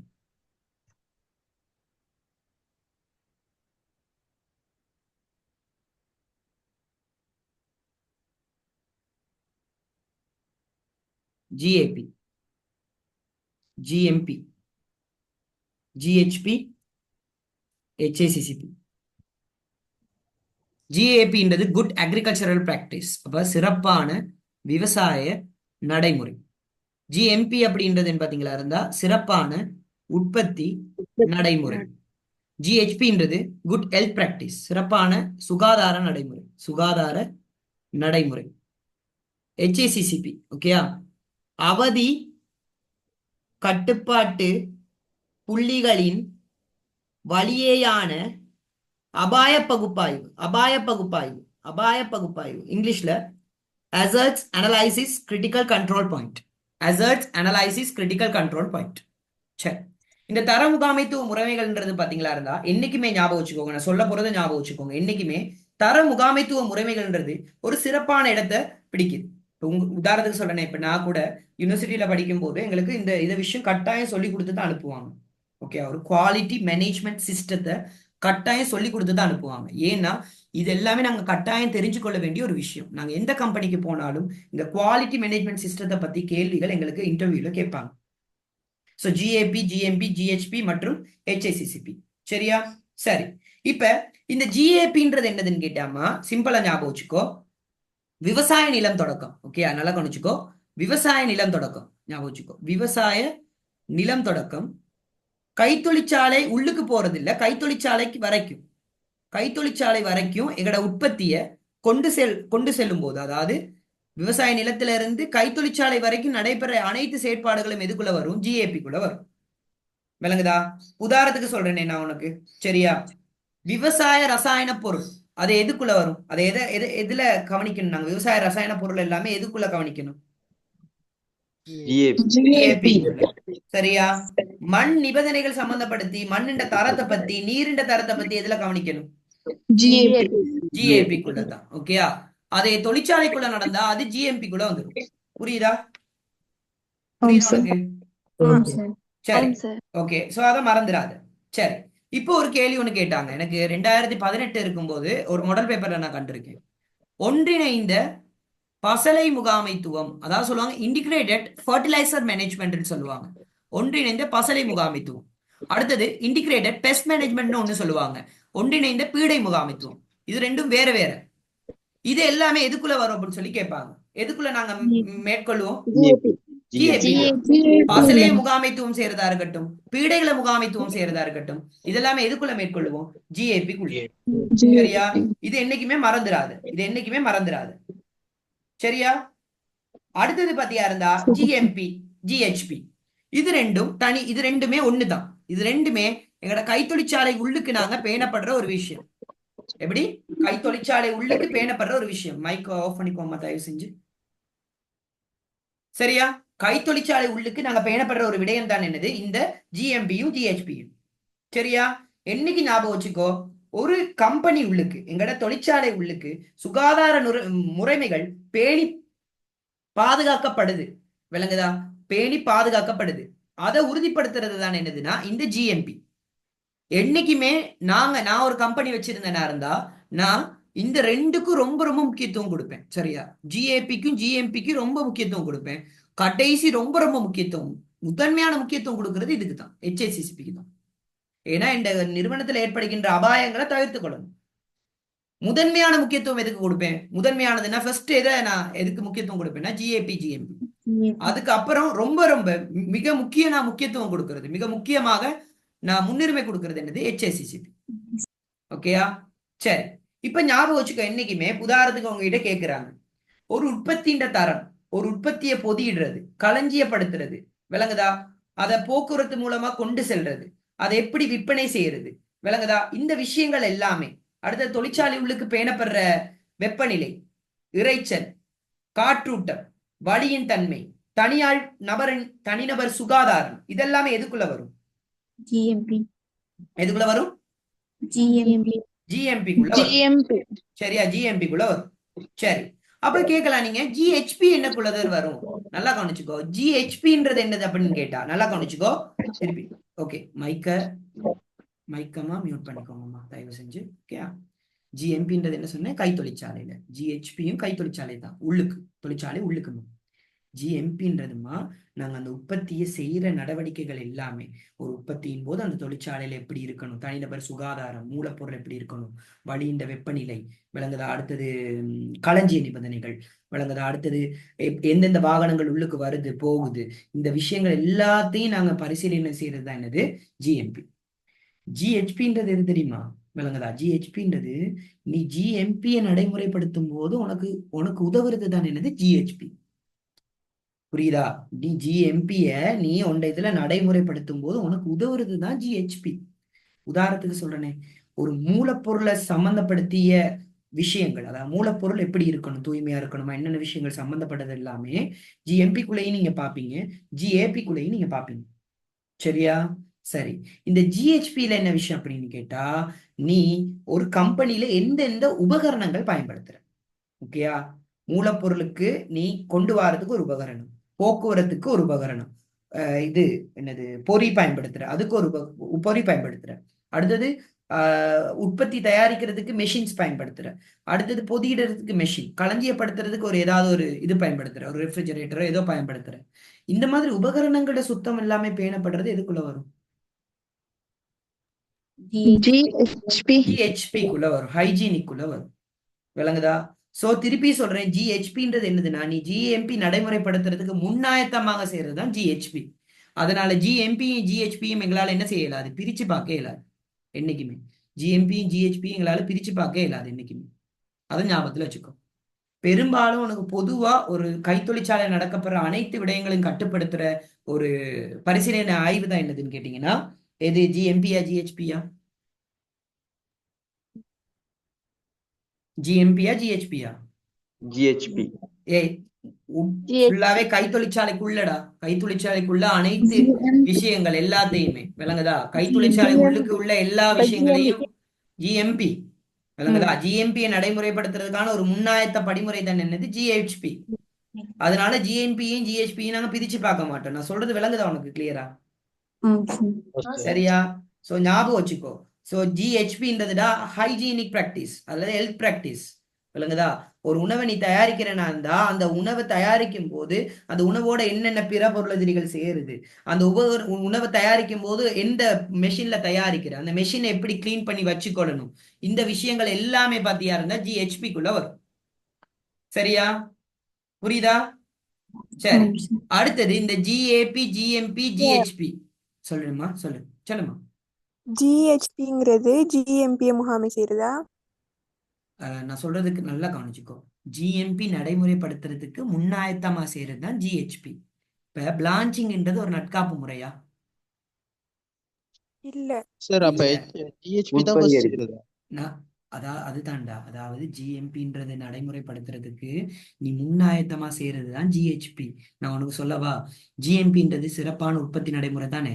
சரியான உற்பத்தி, தரமான உற்பத்தி வெளியில போகணுமா இருந்தா அந்த உற்பத்தியின் எது முக்கியம்? சுகாதாரம். அந்த உற்பத்திய சரியான ஒரு கிருமி அளிக்கப்பட்ட ஒரு பொறியில நாங்க பாவிக்கணும். பொறியில பாவிக்கிறதுன்றது எதுக்குள்ள வரும்? GHP. அந்த பொரிய கட்டாயம் சரியா கிருமி அளிச்சிருக்குன்றது எதுக்குள்ள வரும் கேட்டா GHPக்குள்ளேயும் வரும், GMPக்குள்ளேயும் வரும். நான் உனக்கு சொல்றது விளங்குதா? அதாவது நீ GMP நடைமுறையை பெறணும்னா கட்டாயம் GHPயை பூர்த்தி செய்யணும். புரியுதா நான் சொல்றது? GMPயும் GHPன்றா வேறு பிரிக்க இயலாது எங்களால. ஏன்னா ரெண்டுமே கைத்தொழிற்சாலைக்குள்ள நடக்கிறது. ஸோ GAP, GMP, GHP இது மூணையும் நாங்க பூர்த்தி செஞ்ச பிறகுதான் நாங்க 4வது எங்கட தர முகாமைத்துவ முறைக்கு நாங்க அப்ளை பண்ணலாம். அதுதான் என்னது HACCP. எந்த நிறுவனம் HACCP-யை பெற்றிருக்கோ அந்த நிறுவனம் தரம் வாய்ந்ததாகவும் நன்மதிப்பு கூடியதாகவும் காணப்படும். புரியுதா உனக்கு நான் சொல்றது? சரி. ஸோ HACCP-ன்றது மறந்துடாது, என்னைக்குமே மறந்துடாது. HACCP நான் பெறணுமா இருந்தா, அதாவது அவதி கட்டுப்பாட்டு புள்ளிகளின் வழியேயான அபாய பகுப்பாய்வு நீ பெறணுமா இருந்தா கட்டாயம் நீ என்ன செஞ்சிருக்கணும் கேட்டியா இருந்துச்சுன்னா இந்த 3 விஷயத்தையும் நீ பூர்த்தி செஞ்சிருக்கணும். மறந்துடாது. ஓகே, சரி. இந்த HACCP-னா என்னது? அபாய புள்ளிகளின் வழியேயான அவதி கட்டுப்பாட்டு புள்ளிகளின் வழியேயான அபாய பகுப்பாய்வு. எப்படி? அவதி கட்டுப்பாட்டு புள்ளி, கிரிட்டிக்கல் கண்ட்ரோல் பாயிண்ட் ஊடாக அபாய பகுப்பாய்வு, அதாவது அசர்ட் அனலைசிஸ், அபாய பகுப்பாய்வு. அப்ப நீ கேட்கலாம், சார் அபாயம்னா என்ன சார் அபாயம் வரும் அப்படின்னு கேட்டா 3 வகையான அபாயம் வரும். ஒன்னு பௌதீக அபாயம் வரும், அடுத்தது ரசாயன அபாயம் வரும், அடுத்தது உயிரியல் அபாயம் வரும். உனக்கு தெரியும் உயிரியல் அபாயம்னா என்னது? ஒரு உணவுக்கு வர உயிரியல் அபாயம்னா என்னது? நுண்ணங்கிகளின் தொற்றுக்கள், நுண்ணங்கிகள் மூலமா வரும், இல்லாட்டி ஒட்டுண்ணி மூலமா வரும். ரசாயன மூலமான என்னதுன்னு வருவனி? பீடை நாசினி, ரசாயன பதார்த்தங்கள், ரசாயன பதார்த்தம், பீடை நாசினி, கலை நாசினி மூலமா ரசாயன அபாயம் வரும். உயிரியல் அபாயம் பௌதிக அபாயம்ன்றது எதன் மூலமா வரும்? கண்ணாடி துண்டு.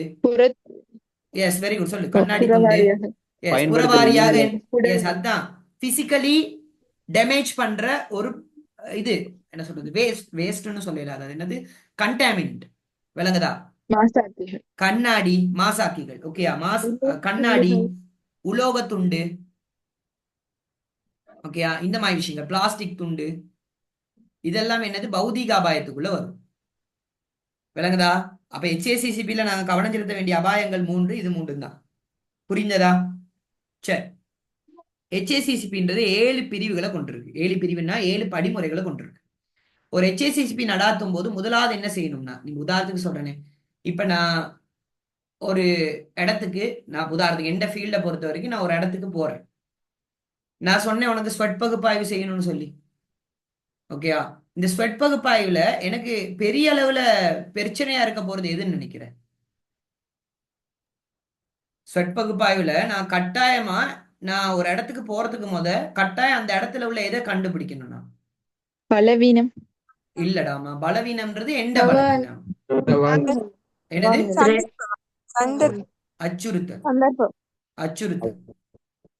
விளங்குதா? முதலாவது நான் கவனிக்கணும் அச்சுறுத்தலை தான். அச்சுறுத்தல்னா என்னது? எனக்குரிய சவால்கள். ஏன்னா எனக்கு என்ன சவால் இருக்குன்னு பார்த்த பிறகுதான் பாத்தியா இருந்தா, சரி எனக்கு சவால் இருக்கு, சரி எனக்கு என்னென்ன சந்தர்ப்பம் இருக்குன்னு பார்ப்போம். விளங்குதா? முதலாவது எனக்கு என்ன சவால் இருக்கு, நான் மட்டும் இல்லாம எல்லாருமே அப்படித்தான். விளங்குதா? அப்ப நான் ஒரு கண்டிக்கு நான் எதுக்கு போறேன்னு வை, உதாரணத்துக்கு சொல்றேன், கண்டிக்கு பிசிக்கலா நான் எடுக்க போறேன், எனக்கு டைம் இல்லை, அது வேற கதை. நான் கண்டிக்கு பிசிக்கலா நான் எடுக்க போறேன்னா இருந்தா அந்த இடத்துல நான் முதலாவது யாரை பார்ப்பேன்னா என் போட்டியாளரை தான் நான் பார்ப்பேன். எனக்கு யாரு சவால் அப்படின்னு தான் நான் பார்ப்பேன். விளங்குதா?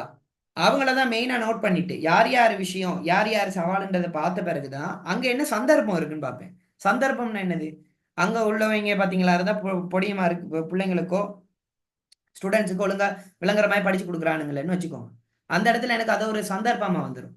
நான் பிள்ளைங்களுக்கு விளக்கமா படிச்சு கொடுக்குறேன் அப்படின்ற ஒரு கட்டத்துல நான் சும்மா சொல்றேன், இது உண்மையாவே பொய்யோ தெரியாது, பட் நான் சும்மா சொல்றேன். ஸோ அப்ப அந்த டைம்ல பாத்தீங்களா இருந்தா என்ன நடக்கும் அப்படின்னு கேட்டா, நான் முதலாவது எதிர்பார்ப்பேன்னா அச்சுறுத்தலை தான். அதே மாதிரி தான் HACCP-யை நான் ஒரு கம்பெனியில நடைமுறைப்படுத்தும் போது முதலாவது நான் எதை பத்தி தீர்மானிப்பேன் அப்படின்னு கேட்டீங்க இருந்தா, அபாயங்களை பகுப்பாய்வு செய்வேன். அபாயத்தை என்ன செய்வேன்? பகுப்பாய்வு செய்வேன், அனலைஸ் பண்ணுவேன். முதலாவது அதான் செய்வேன். ரெண்டாவது அவதி கட்டுப்பாட்டு புள்ளியை தீர்மானிப்பேன், என்ற கிரிட்டிக்கல் கண்ட்ரோல் பாயிண்டை தீர்மானிப்பேன், அவதி கட்டுப்பாட்டு புள்ளியை தீர்மானிப்பேன்.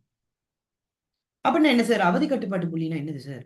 அவதி கட்டுப்பாட்டு புள்ளின்றது என்னடாமா, எனக்கு என்னென்ன அபாயத்தை பகுப்பாய்வு செஞ்ச பிறகு அந்த அபாயம் எந்தெந்த வழிமுறைகளினூடாக ஏற்படுது, இப்படி அந்த அபாயம் எந்தெந்த வழிமுறைகளூடாக ஏற்படுது, அதை எவ்வாறு கட்டுப்படுத்தலாம், அந்த புள்ளிகளை நான் தீர்மானிப்பேன். புள்ளின்றது என்னது? அந்த பாயிண்ட். விளங்குதா? எப்படி கட்டுப்படுத்தலாம் அதை தீர்மானிப்பேன். விளங்குதா? மூணாவது பாத்தீங்கன்னா அவதி எல்லைகளை தாவிப்பேன். அவதி எல்லைகள். ஓகே, புள்ளியை தீர்மானிச்ச பிறகு அவதிக்கான எல்லையை தாரம்பிப்பேன். எல்லைன்றது லிமிட். அப்படி என்ன சார் லிமிட்ன்றது என்ன சார் அப்படின்னு கேட்பீங்க. லிமிட்ன்றது என்னதுன்னு கேட்டாடி எல்லாத்துக்கும் மேக்சிமம் மினிமம்ன்ற ஒரு பாயிண்ட் இருக்கும் தெரியுமா? புரியுதா உனக்கு நான் சொல்றது? ஓம் சார். எல்லாத்துக்குமே மேக்சிமம் மினிமம்ன்ற ஒரு பாயிண்ட் இருக்கும், அவதி எல்லைகள்னு ஒன்று இருக்கும். அந்த எல்லைகளை நான் என்ன செய்வேன், தாபிப்பேன். உதாரணத்துக்கு சொல்றேனே, நான் இப்ப இந்த இடத்துக்கு போறேன். உதாரணத்துக்கு சொல்றேன், நான் ஒரு உணவு எனக்கு உற்பத்தி செய்யறேன். இந்த உணவு உற்பத்தி செய்யும் போது பாத்தியா இருந்தா இந்த உணவுல எனக்கு இவ்வளவு புரோட்டீன் கண்டென்ட் இருக்கணும். உதாரணத்துக்கு சொல்றேன், பால் எடுக்கும்போது இந்த பால்ல யூரியா கண்டென்ட் இவ்வளவு இருக்கணும்னு தெரியும். இது யூரியா கண்டென்ட் ஒரு குறிப்பிட்ட இதுக்கு மேல போச்சுன்னா அது என்ன அபாயத்துக்குள்ள வரும் எனக்கு? அது என்ன அபாயத்தை ஏற்படுத்தும்? எனக்கு ரசாயன அபாயத்தை ஏற்படுத்தும். அப்படி ரசாயன அபாயத்தை ஏற்படுத்தும் போது பத்தியா இருந்துச்சுன்னா அந்த இடத்துல நான் என்ன செய்யறேன்? அந்த இடத்துல நான் என்ன செய்யறேன் பாரு, யூரியாவுக்கு ஒரு ப்ராப்பர் மினிமம் அண்ட் மேக்சிமம் குவான்டிட்டியை தீர்மானிக்கிறேன். அதான் என்னது, அவதி எல்லைகளை தாபிக்கிறது. விளங்குதா? புரியுதா நான் சொல்றது? அவதி எல்லைகள்னா ஓம் சார். ஓம் சார். அதாவது உனக்கு பௌதீக ரசாயன காரணிகளால ஏற்படுத்தக்கூடிய உச்ச மற்றும் இழிவு பெருமானம் தான் அந்த அவதி எல்லை. விளங்குதா? சரி. அப்ப அவதி எல்லைகளை தாபிச்ச பிறகு நான் என்ன செய்வேன் கேட்டியா இருந்துச்சுன்னா, அவதி கட்டுப்பாட்டு புள்ளிகளை அவதானிப்பேன். அவதானிக்கிறதுனா என்னது? அவதி கட்டுப்பாட்டு புள்ளிகளை அவதானிக்கிறதுனா என்னதுன்னா, சில பரிசோதனைகளை மேற்கொள்ளுவேன். பரிசோதனைகள் எல்லாம் ஓகே. என்ன பரிசோதனை? பிஹெச் பரிசோதனை மேற்கொள்ளுவேன், ஈரடிப்பு பரிசோதனை மேற்கொள்ளுவேன், டெம்பரேச்சர் ஈரடிப்பு பரிசோதனை இதெல்லாம் மேற்கொண்டு நான் என்ன செய்வேன் அப்படின்னு கேட்டீங்கன்னா, என் உணவுல பாத்தீங்களா இருந்துச்சுன்னா எவ்வளவு டெம்பரேச்சர் எவ்வளவு இருக்கு, என் உணவுல பிஹெச் எவ்வளவு இருக்கு, ஈரடிப்பு எவ்வளவு இருக்கு, விளங்குதா? இது எல்லாத்தையும் நான் என்ன செய்வேன், கண்காணிப்பேன். என் சூழலை நான் என்ன செய்வேன், கண்காணிப்பேன். அவதி கட்டுப்பாட்டு புள்ளிகளை நான் என்ன செய்வேன், அவதானிப்பேன். அதுக்கப்புறம் என்ன செய்வேன்னு கேட்டீங்கன்னா, அவதானிச்ச பிறகுதான் என்ன செய்வேன், இதெல்லாம் தான் பிரச்சனைன்னு சொல்லி அந்த குறிப்பிட்ட அவதிகளை என்ன செய்வேன், திருத்தம் செய்வேன். அவதிகள் என்ன செய்வேன், அவதி கட்டுப்பாட்டு புள்ளிகள் இருக்கு தானே, அதுல காணப்பட்ட அவதிகள் இருக்கு, அபாயங்கள் இருக்கு தானே, அந்த அபாயங்களை என்ன செய்வேன், திருத்தம் செய்வேன். ஓகேயா? சரிதானே? திருத்தம் செய்வேன். ஓகே, சாரி, முதலாவது திருத்தம் செய்யறதுக்கான முறைகளை புத்திகளை கையா முறைகளை தீர்மானிப்பேன். முறைகளை தீர்மானிச்ச பிறகுதான் என்ன செய்வேன் கேட்டீங்கன்னா, திருத்தம் செய்யறதுக்கான செய்முறைகளை நான் என்ன செய்வேன், பின்பற்றுவேன். கடைசி நான் என்ன செய்வேன் அப்படின்னு கேட்டியா இருந்தா, இது எல்லாமே சரி ஓகே அப்படின்னு சொல்லி நான் என்ன செய்வேன், அறிக்கை ஒன்றை தயார் செய்வேன். அறிக்கை ஒன்று தயாரி. இந்த அறிக்கையை நான் சமர்ப்பிச்சாதான் என்ன நடக்கும்னு நினைக்கிறேன், HACCP சர்டிபிகேஷன் எனக்கு கிடைக்கும். சரியா? ஓகே. அப்ப ஞாபகத்துல வச்சுக்கோ, நான் HACCP செய்யக்கூடிய படிமுறைகள் கேட்டா, முதலாவது அபாயத்தை பகுப்பாய்வு செய்வேன். பகுப்பாய்வு செஞ்ச பிறகு அவதி கட்டுப்பாட்டு புள்ளிகளை தீர்மானிப்பேன்.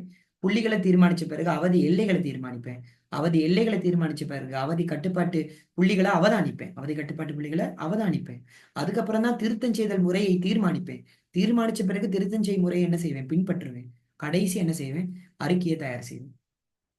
கடைசியா தான் என்ன செய்வேன், அறிக்கையை தயார் செய்வேன். அறிக்கைன்னா என்னது, நான் இவ்வளவு தூரம் என்ன விஷயங்களை பின்பற்றி வந்தேன், இதால என்னென்ன பிரச்சனைகள் இருக்கு, சரியா, இதை இப்படித்தான் செய்யணும், இந்த டெம்பரேச்சர்னா இவ்வளவுதான் மேற்கொள்ளணும், ஹியூமிடிட்டி இவ்வளவுதான் இருக்கணும், பிஹெச் இவ்வளவுதான் இருக்கணும்னு சொல்லி கடைசி ஒரு அறிக்கை ஒன்று தயார் செஞ்சு நான் சமர்ப்பிப்பேன். அதை சமர்ப்பிக்கும் போது SLS நிறுவனத்துல இருந்து ஒருத்தவங்க வந்து செக் பண்ணுவாங்க. சரியா? அதை செக் பண்ணி கடைசியா தான் எங்களுக்கு என்னது, HACCP சர்டிபிகேஷன்ன்ற ஒரு விஷயம் கிடைக்கும். வழங்காதா? இலங்கை தரக்கட்டளைகள் நிறுவனத்துல இருந்து வந்து செக் பண்ணி தான் எல்லாமே எங்களுக்கு என்ன செய்வாங்கன்னா ஒரு கடைசியா சர்டிபிகேஷன் கிடைக்கும். ஸோ ஒன்ஸ் மோர், அபாயத்தை முதலாவது என்ன செய்வேன், பகுப்பாய்வு செய்வேன். அதாவது ஒரு உணவு கைத்தொழிற்சாலை எடுத்தோம்னா அந்த உணவு கைத்தொழிற்சாலையில ஏற்படுத்தக்கூடிய அபாயங்கள் என்ன, அதை பற்றி ஆராய்தல். ரெண்டாவது, அவதி கட்டுப்பாட்டு புள்ளிகளை தீர்மானிப்பேன். அவதி கட்டுப்பாட்டு புள்ளிகள் என்னது, எங்களுக்கு அபாயங்களை ஏற்படுத்தக்கூடிய பௌதீக ரசாயன உயிரியல் காரணிகளை இனங்கண்டு அந்த குறிப்பிட்ட புள்ளிகளை தீர்மானிப்பேன். விளங்குதா? அவதி கட்டுப்பாட்டு புள்ளிகளை தீர்மானிப்பேன். அதாவது அந்த உயிரியல் அபாயங்கள், ரசாயன பௌதீக அபாயங்களை இனங்கண்டு அதை கட்டுப்படுத்துறதுக்கான புள்ளியை தீர்மானிப்பேன். அதான் அவதி கட்டுப்பாட்டு புள்ளி. சரியா? அவதி புள்ளினா என்னதுன்னு கேட்டியா இருந்தா, அந்த பௌதீக ரீதியிலான, ரசாயன ரீதியிலான, உயிரியல் ரீதியிலான விஷயங்கள் இருக்கு தானே, அபாயங்கள், அந்த அபாயங்களுக்கு பேர் தான் அவதி புள்ளி. அந்த அவதி புள்ளியை கட்டுப்படுத்துறதுக்கான புள்ளிக்கு பேர் தான் அவதி கட்டுப்பாட்டு புள்ளி. சரியா? சரி, அவதி கட்டுப்பாட்டு புள்ளியை தீர்மானிச்ச பிறகு அவதி எல்லையை தீர்மானிப்பேன். அவதி எல்லைன்னா என்னது, எங்களை அவதிகளை கட்டுப்படுத்துவதற்கு தேவையான உச்ச மற்றும் இழிவு பெருமானம். விளங்குதா? எங்களோட அபாயத்தை கட்டுப்படுத்துறதுக்கு தேவையான என்னென்ன அபாயம்? பௌதீக, ரசாயன, உயிரியல் அபாயத்தை கட்டுப்படுத்த தேவையான உச்ச மற்றும் இழிவு பெருமானம் தான் என்னது? அவதி எல்லை. அடுத்தது என்னது? அவதி கட்டுப்பாட்டை அவதானிக்கிறது. அவதானிக்கிறது என்னது? எனக்கு என்னென்ன பிரச்சனை வருமோ, ரசாயன ரீதியிலான, பௌதிக ரீதியிலான, உயிரியல் ரீதியிலான பிரச்சனை வருமா இருந்தா அந்த பிரச்சனையை நான் என்ன செய்யணும்? அவதானிக்கணும். அப்படின்னு என்ன செய்யணும்? உணவுண்ட pH, டெம்பரேச்சர், ஹியூமிடிட்டி, உணவுண்ட என்னென்ன மாற்றம் ஏற்படுத்தக்கூடிய காரணிகள், இழையமைப்பு, இது எல்லாத்தையும் நான் என்ன செய்யணும்? செக் பண்ணணும். செக் பண்ண பிறகு சரி, இதுதான் எங்களுக்கு பிரச்சனை, இதுதான் அபாயங்கள். அந்த அபாயங்களை தீர்மானிச்சு அவதி புள்ளியை நான் என்ன செய்வேன் கேட்டீங்கன்னா, திருத்தம் செய்யறதுக்கான முறைமைகளை தீர்மானிப்பேன். ஃபர்ஸ்ட் என்ன செய்வேன்? டிட்டர்மினேஷன் பண்ணுவேன். ஓகே, இதுதான் தீர்மானிப்பேன். தீர்மானிச்ச பிறகுதான் என்ன செய்வேன் கேட்டீங்க இருந்துச்சுன்னா, பின்பற்றுவேன். அதை திருத்தம் செய்யறதுக்கான செய்முறைகளை பின்பற்றுவேன். பின்பற்றி கொஞ்ச நாளைக்கு பிறகு, ஒரு மாசமோ குறிப்பிட்ட நாட்களுக்கு பிறகு நான் என்ன செய்வேன்? 1 மாசம் இல்லை, கூட நாட்கள், 3 to 6 மாசம் நினைக்கிறேன். I think so. 3 to 6 மாசத்துக்கு பிறகுதான் நாங்க அறிக்கையை நாங்க இதை செய்யணும், தயார் செய்யணும். சரியா? இப்ப என்னன்னு தெரியல, 1 வருஷமா இருக்குன்னு தெரியல. நாங்க கிட்டத்தட்ட 3 to 6 மாசத்துக்கு பிறகு, சரியா, அதுக்கப்புறம் தான் ஒரு நடைமுறையை பின்பற்றின பிறகுதான் நாங்க என்ன செய்யணும்? ஒரு அறிக்கையை தயார் செஞ்சு நான் கம்பெனி கிட்ட கொடுப்பேன், எஸ்எல்எஸ் கிட்ட. அப்ப அவங்க என்ன செய்வாங்க? வந்து இன்ஸ்பெக்ஷன் பண்ணுவாங்க. என் கம்பெனிக்கு வந்து இன்ஸ்பெக்ஷன் பண்ணிட்டு, ஓகே இது எல்லாமே சரியா இருக்கு, இவங்க சரியா தான் செய்யறாங்க அப்படின்னு சொல்லி நான் அவங்க என்ன செய்வாங்க? ஒரு உறுதிச் சான்றிதழ் வந்து கொடுப்பாங்க. சரியா? ஓகே, ஸோ இதை மறந்துடாதீங்க என்னைக்குமே. புரியுதா இப்ப நான் சொன்னது உங்களுக்கு?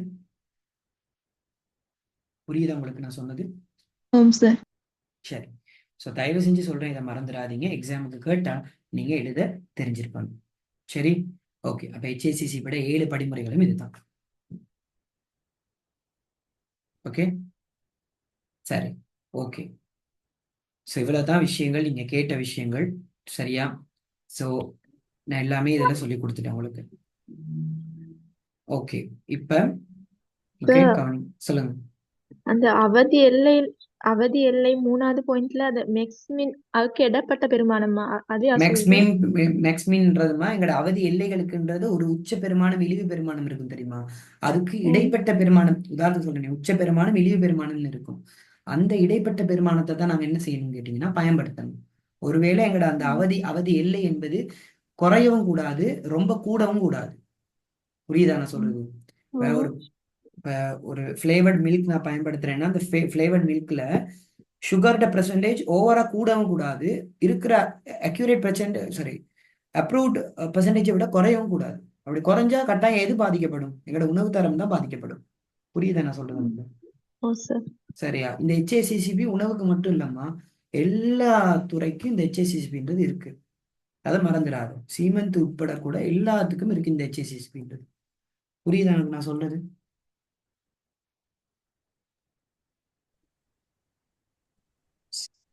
புரியுதா உனக்கு நான் சொல்றது?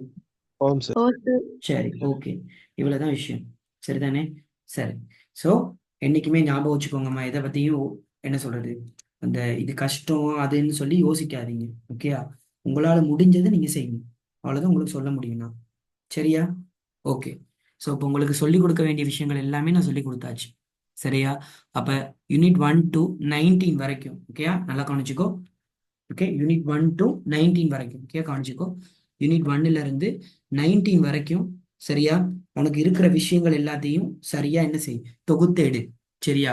எனக்கு யூனிட் 1ல இருந்து என்னென்ன பிரச்சனைகள் வரும், யூனிட் 2ல என்னென்ன விஷயங்கள் எனக்கு கஷ்டம், யூனிட் 3ல எது கஷ்டம், 4ல எது கஷ்டம், எது கஷ்டமோ அதை மெயினா 1க்கு 2, 3 முறை வாசிச்சு பாரு. விளங்குது? அப்படி வாசிச்சு பார்க்கும்போது தான் பாத்தியாருன்னா உனக்கு என்ன புரிய வரும் அப்படின்னு கேட்டீங்கன்னா, சரி நான் இதுதான் படிச்சிருக்கேன், ஓகே, அது தெரிய வரும் உனக்கு. புரியுதா நான் சொல்றது? உனக்கு கிளியரா விளங்குதா உனக்கு? சரியா? சரி, சோ எக்ஸாமுக்கு போறதுக்கு நான் சொல்றது மட்டும் எழுதிக்கோ. யூனிட் 1ல இருந்து 19 வரைக்கும். சரியா? சரி, இப்ப எக்ஸாமுக்கு போறேன்னு வச்சுக்கோ. உதாரணத்துக்கு நான் சொல்றேன், இப்ப சனி ஞாயிறு விட்டுரு. சனி ஞாயிறு 16, 17 விட்டுரு, 18. சரியா? 18ல இருந்து உனக்கு 27ஆம் தேதி வரைக்கும் உனக்கு டைம் இருக்கு. சரியா? 27 தான் எக்ஸாம். சரி, 26 வரைக்கும் உனக்கு டைம் இருக்கு. இந்த 26க்குள்ள கிட்டத்தட்ட இடையில இருக்கிற நாட்கள் எண்ணிக்கை 8.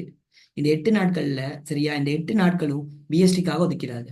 பிஎஸ்டிக்கு இந்த 8 நாட்கள்லயும் ஒரு டைம் ஒன்று ஒதுக்கிக்கோ. விளங்காத? டைம் ஒன்று ஒதுக்கிக்கோ. இல்லைன்னு நான் சொல்ல மாட்டேன், 8 நாட்களுக்கும் டைம் ஒன்று ஒதுக்கிக்கோ. நான் இல்லைன்னு சொல்லல, ஆனா திருப்பியும் சொல்றேன் என்ன விஷயம் அப்படின்னு கேட்டீங்கன்னா, சரியா, 8 நாட்களும் பிஎஸ்டிக்கு மட்டும் ஒதுக்காது. எஸ்எஃப்டிக்கும் ஒதுக்கு, பிஎஸ்டிக்கும் ஒதுக்கு, ஐசிடிக்கும் ஒதுக்கு.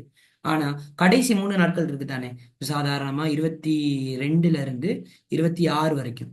விளங்குதா? இந்த 22ல இருந்து 26 வரைக்கும் பாத்தியா இருந்தா 22, 23, 24, 25, 26, சாரி 23ல இருந்து 26 வரைக்கும் இந்த டேஸ்ல நீ திருப்பியும் சொல்றேன், கிட்டத்தட்ட நீ செய்ய வேண்டிய வேலை என்னது அப்படின்னு கேட்டியா இருந்தா, பிஎஸ்டி சம்பந்தமா உனக்கு என்னென்ன விஷயங்கள் இருக்கு, விளங்குதா? என்னென்ன டவுட்ஸ் இருக்கு, சரியா? டவுட்னா என்னதுன்னா, என்னென்ன விஷயங்கள் உனக்கு கஷ்டமா இருக்கோ அந்த விஷயங்களை தனியா எடுத்து படி.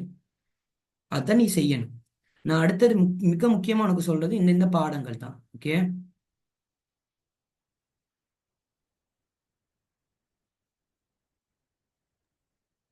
ஓகே. என்னைக்குமே இந்த பாடங்களை மிஸ் பண்ணிடாத. ஏன்னா பாடப்பரப்புகள் கூடிய பாடங்கள், கட்டாயம் இதை மிஸ் பண்ணிடாது. அடுத்து நீ முக்கியமாக பார்க்க வேண்டிய பாடங்கள் பத்தியா இருந்தா 6, 7, 10, 11, 14, சாரி இதுல 13 விட்டுட்டேன்னா 13, 15. ஓகே, சரி 14, 16, 19 இந்த பாடங்கள் எல்லாமே பாத்தீங்களா இருந்தா பொதுவா நீ வாசிச்சு புரிஞ்சு கொள்ளக்கூடிய பாடங்கள். 6, 7, 10, 11, 14, 16, 19 இதெல்லாம் நீ வாசிச்சு புரியக்கூடிய பாடங்கள். அதுல இந்த குறிப்பிட்ட 16, 19 இருக்கு தானே, இது பெரிய லெவல கேள்விகள் எக்ஸாமுக்கு வரப்போறது இல்லை. விளங்குதா? 14ல இருந்து உனக்கு ஒரு எஸ்ஏ மட்டும் கட்டாயம் வரும், ஒரு எஸ்ஏ வரும். அதே மாதிரி ஒரே ஒரு எம்சிக்யூ வரும். விளங்குதா? ஸ்ட்ரக்சர் இருந்த வாக்குல தான் வரும். ஆனா மிச்சம் இந்த 4 கேள்வியிலையும் பரவலா கட்டாயம் எம்சிக்யூ, ஸ்ட்ரக்சர், ஓகேயா, எஸ்ஏ வந்தே தீரும். சரியா? இதுல நம்ம கணக்கெடுக்காத பாடம்னு இல்லை. அதாவது இந்த பாடத்துல இருந்து கேள்வி வர அளவு மிக மிகவும் குறைவு அப்படின்னு கேட்டீங்கன்னா இது 2. சரியா? சோ இதுல 5ஐயும் போட்டுக்கோ. ஓகே, சரி. இது 2 தான் என்னது, மிக குறைவான அளவுல கேள்விகள் வரக்கூடிய பாடம். சரியா? சரி. அப்ப இந்த இடத்துல நீ எதுக்கு முக்கியத்துவம் கொடுக்கணுன்றது உனக்கு தெரியும். டைம் ஒதுக்கி செய், படிக்க வேண்டியது படி. சரியா?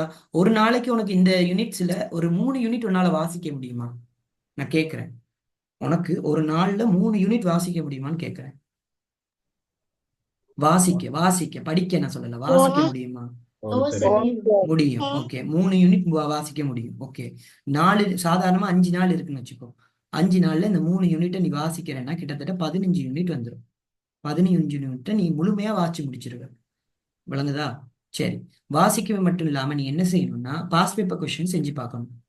விளங்குதா? வாசிச்ச பிறகுதான் நீ பாஸ் பேப்பர் கொஸ்டின் செஞ்சு பார்க்கணும். அப்போ ஒரு டைம் டேபிள் வந்துட்டு போடு.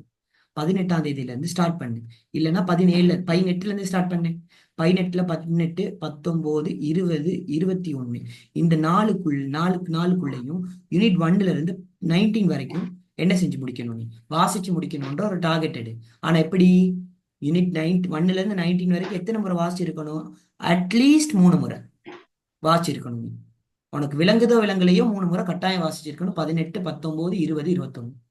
அடுத்து 22 ஸ்டார்ட் பண்ணு. 22ல இருந்து 25 வரைக்குமே, ஓகே, 22ல இருந்து 25 வரைக்கும் நீ செய்ய போறது படிச்ச கொஸ்டின்ல past paper, model papers and final செமினாருங்கிற பேப்பர்ஸ், அடுத்தது FWC பேப்பர். இது எல்லாத்தையும் பேப்பர் ப்ராக்டிஸ் பண்ணு. FWC பேப்பர்ஸ் நீங்க எங்க இருந்து எடுக்கலாம் அப்படின்னு கேட்டீங்களா இருந்தா FWC.lkல பாத்தீங்களா இருந்துச்சுன்னா போட்டிருக்காங்க. ஸோ அதுல இருந்து FWC பேப்பர்ஸ் நீ எடுத்து ட்ரை பண்ணி பார்க்கணும். சரியா? ட்ரை பண்ணி விடைய நல்லா தேடு. இதுல தேடு, உண்ட டியூட்ல தேடு, ப்ராக்டிக்கல் கைட்ல தேடு, டீச்சர்ஸ் கைட்ல தேடி அப்படி கிடைக்காத பட்சத்துல வேணா நீங்க என்கிட்ட கேளு, நான் மெசேஜ் பார்த்துட்டு நான் தாக்குறேன். விளங்குதா? சில ஆக்கள் எல்லாம் கேள்வி கேட்குறீங்கம்மா, உங்களோட ஏசல்ல சிம்பிளா கேட்குறேன், உங்களோட நோட்ஸ் இல்லாம தெளிவா அதை நான் கொடுத்துருக்கேன், ஆனாலும் இது எனக்கு புரியல, இது எனக்கு தெரியல சார், இதுக்கு என்ன விடன்னு கேட்குறீங்க. இதுக்கு பேர் என்ன அர்த்தம் தெரியுமாம்மா? விளங்குதா? இதுக்கு 2 பேர் அர்த்தம் இருக்கு. ஒண்ணுமா இதுக்கு பேர் இப்படி இருக்கு, ஒரு அர்த்தம் இருக்கு. சரியா? உங்களோட இதுல இந்த பெர்சன்டேஜ் கூடவா இருக்கு. சரியா? இன்னொரு விஷயம் என்னதுன்னு கேட்டீங்களா இருந்தேம்மா, இப்படி ஒண்ணு இருக்கு. விளங்குதா? ஓகே, இப்படி ஒரு விஷயம் இருக்கு. இன்னொரு விஷயம் இருக்கு, என்ன கேட்டீங்களா இருந்துச்சுன்னா, ஓகேயா, உங்களுக்கு கொடுத்த அரிசர்னு ஒருத்தர் இருப்பாருன்னு நினைக்கிறேன் உங்களுக்கு. சரியா? அவன் ஒரு கேனப்பையன். சரியா? சரிதானே? அதனாலதான் பாத்தீங்கன்னா இந்த 3 காரணம் தான் என்னதுன்னா, நோட்ஸ்ல ஆன்சர் இருந்தும் உனக்கு நான் சொல்லி கொடுத்தா இருந்தாலும் திருப்பி அதுக்கு என்ன விடன்னு நீ சொல்லி கேட்கிற. சரியா? இந்த 3 தான் காரணங்கள். விளங்குதா? அப்படி இது எக்ஸாமுக்கு கேள்வியா வராது இது. சரியா? அப்படி கேட்டா இது தெரிஞ்சு வச்சுக்கோங்க. சரியா? இது 3ம் அதுதான் காரணங்கள். சரியா? சரி, என்ன காரணம் இது? பாஸ் பேப்பர்ல ஒரு கேள்வி இருந்து மாடல் பேப்பர்ல ஒரு கேள்வி இருந்தும் எஃப்டபிள்யூசி பேப்பர்ல ஒரு கேள்வி இருந்தும் சரியா, அதாவது நோட்ஸ் இருந்தும் நீ வெனக்கட்டு என்கிட்ட கேட்டுதான் அதை உனக்கு புரிஞ்சுக்கொள்ளணும் அப்படின்னு நினைச்சியா இருந்துச்சுன்னா கட்டாயம் இது 3 காரணங்களும் உனக்கு நீ வச்சிருப்ப. சரியா, இதுதான் அதுக்கான காரணங்கள், செல்வாக்கு செலுத்தும் காரணிகள்னு சொல்லுவாங்க, அதுதான். சரிதானே? ஓகே, உனக்கு புரிஞ்சிருக்கும்னு நினைக்கிறேன்.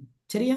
ஓகே, சரி. ஸோ அதுலயும் இந்த 3வது காரணம் இருக்கு தானே, இது கட்டாயமா உண்மையாவே இருக்கிறது. விளங்குதா? எல்லா சார்மார்களும் எனக்கு சொல்றாங்க, என்கிட்ட படிச்சு கொடுக்குற சார்மார்களும் சொல்றாங்க அந்த 3வது காரணம். ஏன்னா ஹரிஹரன் சார் தலையில எழுதி இருக்குது. விளங்குதா? அது எழுதி இருக்கு. மற்ற சேர்மாருக்கு நீ மெசேஜ் போட்டியா இருந்துச்சுன்னா பார்க்க மாட்டாங்க. என்ன செய்வாங்க? பார்த்துட்டு ரிப்ளை பண்ண மாட்டாங்க. சிலவங்க பார்க்கவே மாட்டாங்க மெசேஜ். விளங்குதா? சரி, நான் என்ன செய்யறேன்? மெனக்கெட்டு டைம் எடுத்து பார்க்கறேன் தானே, அதனாலதான் அந்த 3வது காரணம் எனக்கு. விளங்குதா? இப்ப கூட எனக்கு மெசேஜ் பார்த்தியா இருந்துச்சுன்னா நான்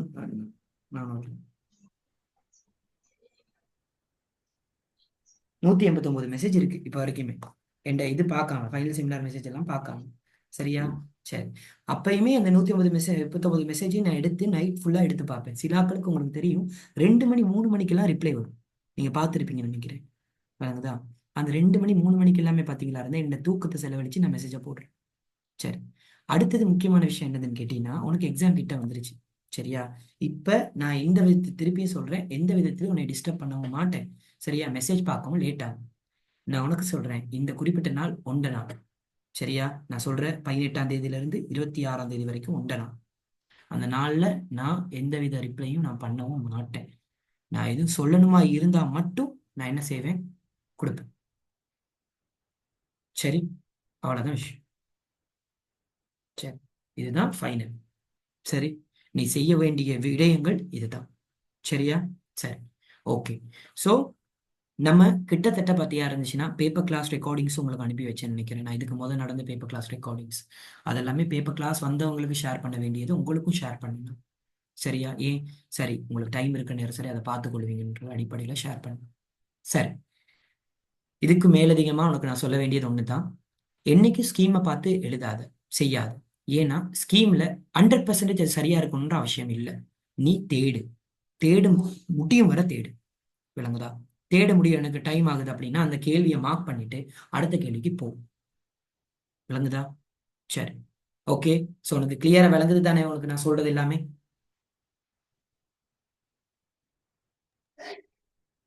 சரி, ஓகே. இப்ப உங்களோட டார்கெட் ஃபுல்லாவே என்ன இருக்கணும் கேட்டா MCQ and part 1 and part 2 இது ரெண்டும் உங்க டார்கெட் இருக்கணும். இந்த குறிப்பிட்ட 8 நாளா 18, 19, 20, 21, 22, 23, 24, 25, 26 கிட்டத்தட்ட 9 நாள். 9 நாளுண்டா கட்டாயம் இது ஃபுல்லாவே இந்த 9 நாள் உனக்கு BST மேல ஒரு டார்கெட் இருக்கணும் கட்டாயமா. சரியா? எதை பத்தியும் யோசிக்காது. சரியா? யார் எவன் சொல்றது எல்லாமே கணக்கெடுக்காது. உன்னால முடியும்னு நீ நினைச்சு செய், அப்பதான் உன்னால முடியும். சரியா? மத்தவன் சொல்றதெல்லாம் கணக்கெடுக்காது. தயவு செஞ்சு சொல்றேன், மத்தவன் சொல்றதெல்லாம் கணக்கெடுக்காது. உன்னால முடியும்னு நீ நம்பு, உன்னால கட்டாயம் முடியும். அவ்வளவுதான் உனக்கு சொல்ல முடியும். சரி, ஓகே. ஸோ யூனிட் 1ல இருந்து 19 வரைக்கும் என்னென்ன விஷயங்கள் எக்ஸ்பெக்டேஷன்ன்ற விஷயங்கள் நான் படிச்சு கொடுக்கும் போதே உங்களுக்கு சொல்லிட்டு தான் நான் போனேன். சரியா? சரி, ஸோ திருப்பியும் சொல்றேன். ஓகே, ஸோ உங்களுக்கு சொல்ல வேண்டிய விஷயங்கள் எல்லாமே நான் இந்த வரைக்கும் எல்லாமே நான் சொல்லிட்டேன். ஓகே, உங்களுக்கு சொல்ல வேண்டிய விஷயங்கள் எல்லாத்தையுமே நான் தெளிவாக உங்களுக்கு நான் சொல்லிட்டேன். சரியா? இனியும் சொல்லிக் கொடுக்க வேண்டிய விஷயங்கள்னு ஒண்ணுமே இல்லை. நான் சொல்லிக் கொடுக்க வேண்டிய விஷயங்கள் எல்லாமே நான் உனக்கு சொல்லிட்டேன். யூனிட் 1ல இருந்து உன்னைய பொறுப்பெடுத்தேன். இது வரைக்குமே உனக்கு ஃபைனல் செமினார் வரைக்கும் உன்னைய கொண்டு வந்து நான் விட்டுட்டேன். சரியா? ஓகே, ஸோ இந்த நாள்ல நான் உனக்கு சொல்லிக்கொள்ள விரும்புறது என்ன விஷயம் அப்படின்னு கேட்டியா இருந்துச்சுன்னா, எதுக்குமே பயப்படாத, என்னைக்கும் எதை கண்டும் பயப்படாத. எக்ஸாம் எழுதும் போது எந்த விஷயத்தை பத்தி யோசிக்காத. எழுதும் போது அதுதான் உனக்குரிய நாள், மிஸ் பண்ணாத, போட்டு தாக்கு. அவ்வளவுதான் நான் சொல்ல முடியும். எழுதுப்போம். BSTயை பொறுத்த வரைக்கும் நீ எழுதுறதுல அவனுங்களுக்கு பேப்பர் எழுதி செய்யறவனுக்கு திருத்துறவனுங்களுக்கு தெரியணும், இவன் ஆள் தான் அந்த மாதிரி தெரியணும். அந்த அளவுக்கு எழுது. விளங்குதா? நான் சொல்றது அதுதான். பேப்பர் திருத்துறவனுங்களுக்கே யோசிக்கணும், அட்டே அந்த புள்ள அந்த மாதிரி எழுதி இருக்குடா, நாங்க மார்க்ஸ் போடணும்னு சொல்லி யோசிக்கணும். அந்த மாதிரி எழுதணும் பேப்பர். சரியா? ஓகேயா? இன்னொரு விதமாவும் நீ யோசிக்க வைக்கலாம். எப்படி? என்ன சொல்றது, அவனுக்கு பைத்தியம் பிடிக்க வைக்கலாம். விளங்குதா? சரிதானே? பேப்பர் திருத்துறவனுக்கே பைத்தியம் பிடிக்க வைக்கலாம். இப்படி ஒரு புதுசா அந்த புள்ள யோசிச்சிருக்கேன்னு சொல்லி. சரியா? அந்த மாதிரி வச்சிடாது. அவன் எரிச்சல்ல பாத்தியாரதான் நீ சரியா எழுதினாலும் பிழைய போட்டு விட்டுருவான். சரியா? அதனால ஒழுங்கா அந்த தேவைக்கான விஷயங்கள் மட்டும் எழுது. சரியா? தேவைக்கான விஷயங்களை மட்டும் எழுது. எம்சிக்கு செய்யும் போது நீ எவ்வளவு தூரத்துக்கு அந்த 50 எம்சிக்யூலையும் நீ நல்ல மார்க்ஸ் எடுக்கிறியோ அதுதான் உன்னோட ரிசல்ட்ஸை ஹப் பண்ணும். ஓகே, கொண்டு போகும். சரியா? எம்சிக்யூ ரொம்ப ரொம்ப முக்கியம். நான் நிறைய எம்சிக்யூ உனக்கு டிஸ்கஸ் பண்ணிட்டேன்.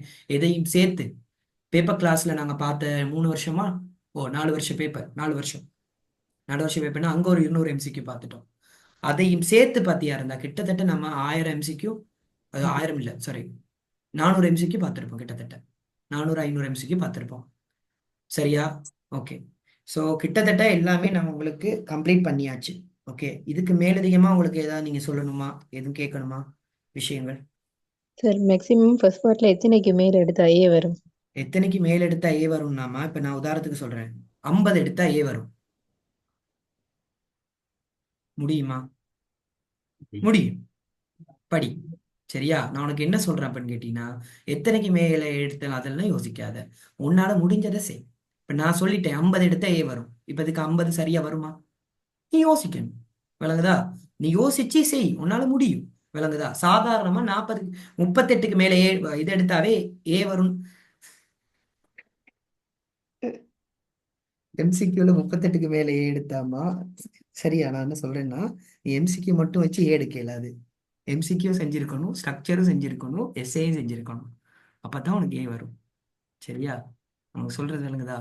ஸோ அப்போ எம்சிக்யூ மட்டும் நம்பி இல்லை, 3 விஷயமும் இருக்கு. எம்சிக்யூ, எஸ்ஏ, ஸ்ட்ரக்சர், 3ஐயும் நீ நல்லா செஞ்சாதான் அப்பயும் ஏ வராது. விளங்குதா? என்ன ப்ராக்டிக்கல் இருக்கு, அந்த ப்ராக்டிக்கல்லாம் செஞ்ச பிறகுதான் உனக்கு ஏ வரும். சரியா? ஸோ அதனால தயவு செஞ்சு நான் உனக்கு சொல்றேன், ஒழுங்கா செய், பார்ப்போம். அதுக்கப்புறம் உனக்கு ஏ வருதா, பி வருதா, சி வருதா, எதுனாலும் பார்ப்போம் நம்ம. சரியா? ஃபர்ஸ்ட் ஒன்றை எஃபர்ட்டை கொடு, அவ்வளோதான் விஷயம்.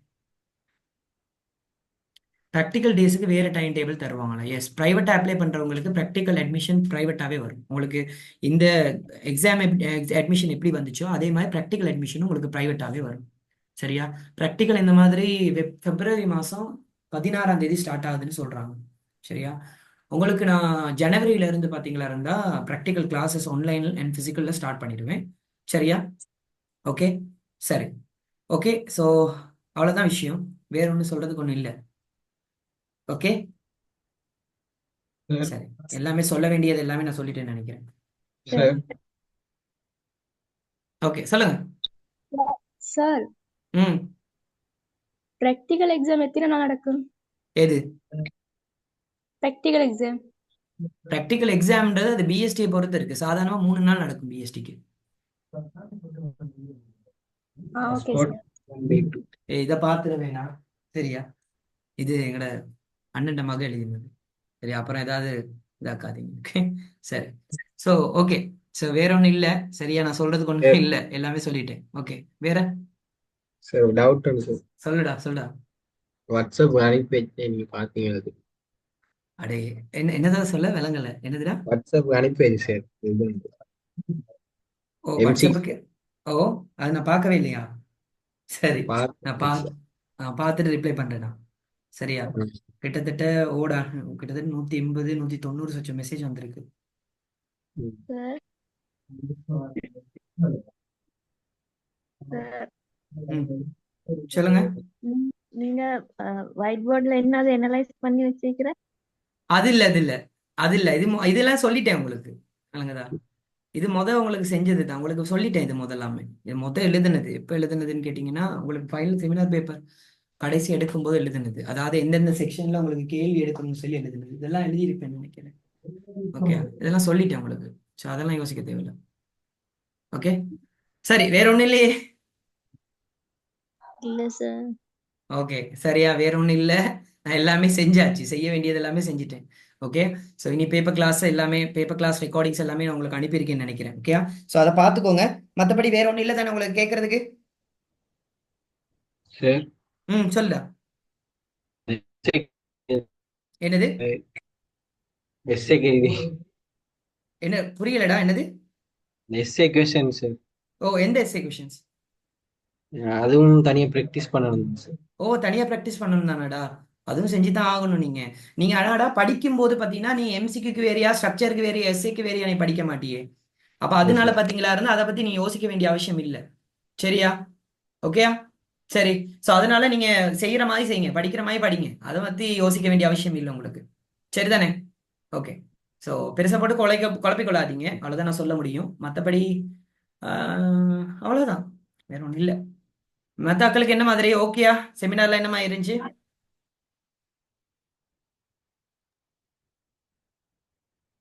வேற லெவல். வேற level. Okay super. Okay, thank you. சரி, இதுல வேற லெவல்ல ஒன்றும் செய்ய போறது இல்லை எனக்கு. சரியா? என்ன விஷயம் அப்படின்னு கேட்டீங்களா இருந்தா ஓகே, பரவாயில்ல. ஓகே, சரி, தேங்க்யூ. ஓகேயா? உங்களோட இத நீங்க பர்சனலா அனுப்பாதீங்க, இந்த ஃபீட்பேக்கை இதுல போடுங்க. எதுலன்னு கேட்டீங்கன்னா இதுல தெரியுமா, கம்யூனிட்டியில. இல்ல, ஸ்டேட்டஸ்ல போட தேவையில்ல, கம்யூனிட்டியில போடுங்க. சரியா? கம்யூனிட்டியில பாத்தீங்களா இருந்தா போடுங்க, எனக்கு அது ஈஸி. எனக்கு தனித்தனியா மெசேஜ் வந்தா இன்னும் ஸ்ட்ரெஸ் ஆயிருவேன். எனக்குதா இந்த 6 நாள்ல 8 9 நாள் மொத்தமா. சரியா? இப்பதான் எனக்கு ஃபுல்லா எனக்கு நிம்மதி. கிட்டத்தட்ட உங்களை அனுப்பி வச்சோன்ற ஒரு நிம்மதினா, ஐயோ போய் தொலைஞ்சிட்டீங்களே அந்த நிம்மதி அப்படி இல்லை. அதாவது அடைய எனக்கு முழுமையா ஒரு காரியத்தை முடிச்சிட்டேன்ற ஒரு நிம்மதி ஒண்ணு இருக்கு. சரியா? சரி. ஸோ வேற எதுவும் ப்ராப்ளம் இருக்காதுன்னு நினைக்கிறேன். உங்களுக்கு எல்லாமே நான் சொல்லி கொடுத்துட்டேன். சரியா? ஓகே, வேற ஆ சார் அந்த இடையில டிஸ்டர்ப் பண்ண மாட்டேன்னு சொன்னீங்க தானே சார்? ஓடா சொல்லு. இப்ப ஆனா நீங்க டெய்லி ஒரு மெசேஜ் ஒன்று போட்டு விட்டு பாருங்க, வாய்ஸ் ரெக்கார்ட் ஒன்று போட்டு விடுங்க டெய்லி. டெய்லி ஒன்று போட்டுட்டு இப்போ என்ன உங்களை பூஸ்ட் பண்ணணும் தானே? ஓகே ஓகே, சரி, கட்டாயம் கட்டாயம்டா, பயப்படாதீங்க. ஓகே, கட்டாயம். ஓகே, அதுல என்ன இருக்கு? சரியா? ஓகே, சரி. ஸோ அவ்வளோதான் விஷயம் நான் சொல்ல வேண்டியது. நான் மிஸ் பண்ணலை உங்களை எல்லாம், அப்படின்னு யோசிக்காதீங்க. ப்ராக்டிக்கலில் பார்த்தீங்களா இருந்தால் கட்டாயம் நாங்கள் பண்ணணும். ப்ராக்டிக்கல் விஷயம் இருக்கு. ஓகே, அதுக்கு ரெடி ஆகிட்டு தான் இருக்கு. இப்போ ஸ்பாட் எல்லாமே ரெடி ஆகிட்டு இருக்கு. கட்டாயம் கூடிய சீக்கிரம் நாங்கள் ப்ராக்டிக்கலை சந்திப்போம்.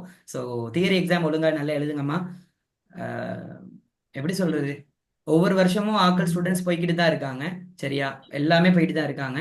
ஆனால் நான் உங்களுக்கு ஒன்று சொல்லிக் கொள்றேன், என்ன விஷயம் அப்படின்னு கேட்டிங்கன்னா, உங்களை நான் எப்போ நான் இதாகணும் அப்படின்னு கேட்டா, அதாவது உங்களை எப்போ நான் மெச்சணும் அப்படின்னு கேட்டிங்கன்னா, உங்களோட ரிசல்ட்ஸ் மட்டும் இல்லாமல், விளங்குதா, நீங்கள் நல்ல நிலைமைக்கு போகணும். அதுதான் விஷயம். ஓகேயா? இப்போ நான் சொன்ன மாதிரி நிறைய ஸ்டூடெண்ட்ஸ் நான் இன்டர்வியூ பண்ணேன். நான் சொன்னேன் உங்களுக்கு, இப்போ ஹனான்லாம் சொல்கிறப்ப இப்படியே அடுத்த லெக்சர் அவர் வருவா, ஷுவராக வருவா. அப்படி நாங்கள் எந்த ஸ்டூடெண்ட்ஸ் இல்லாமல் எல்லாருமே எங்களோட யூனிவர்சிட்டியில், அதாவது எல்லா யூனிவர்சிட்டிலையும் எந்த ஸ்டூடெண்ட் ஒரு லெக்சராக இருக்கணும். அதுதான் என் ஆசை. விளங்குதா? அது கட்டாயம் நடக்கும், ஷுவராக நடக்கும், இன்ஷா அல்லாஹ் கட்டாயம் நடக்கும். நீங்கள் அதெல்லாம் யோசிக்க தேவையில்லை. நீங்கள் உங்களோட வேலைகள் சரியா இந்த விஷயங்கள் எல்லாமே பார்த்துருங்க. ஓகே, போர்டில் கேக் வெட்டுவோமா? வெட்டுவோம், கட்டாயம் வெட்டுவோம். ஓகேயா?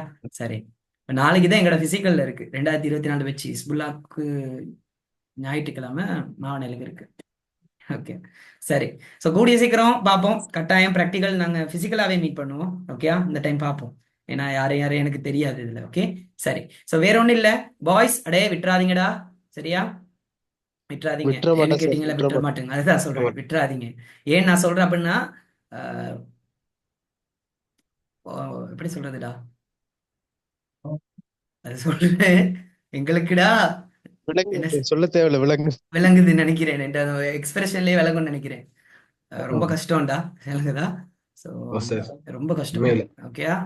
வெளியில வரும்போது ரொம்ப கஷ்டப்படுவோம். ஏன்னா ரீலோட் போட கூட காசு இருக்காதுடா கையில. ஓகேயா?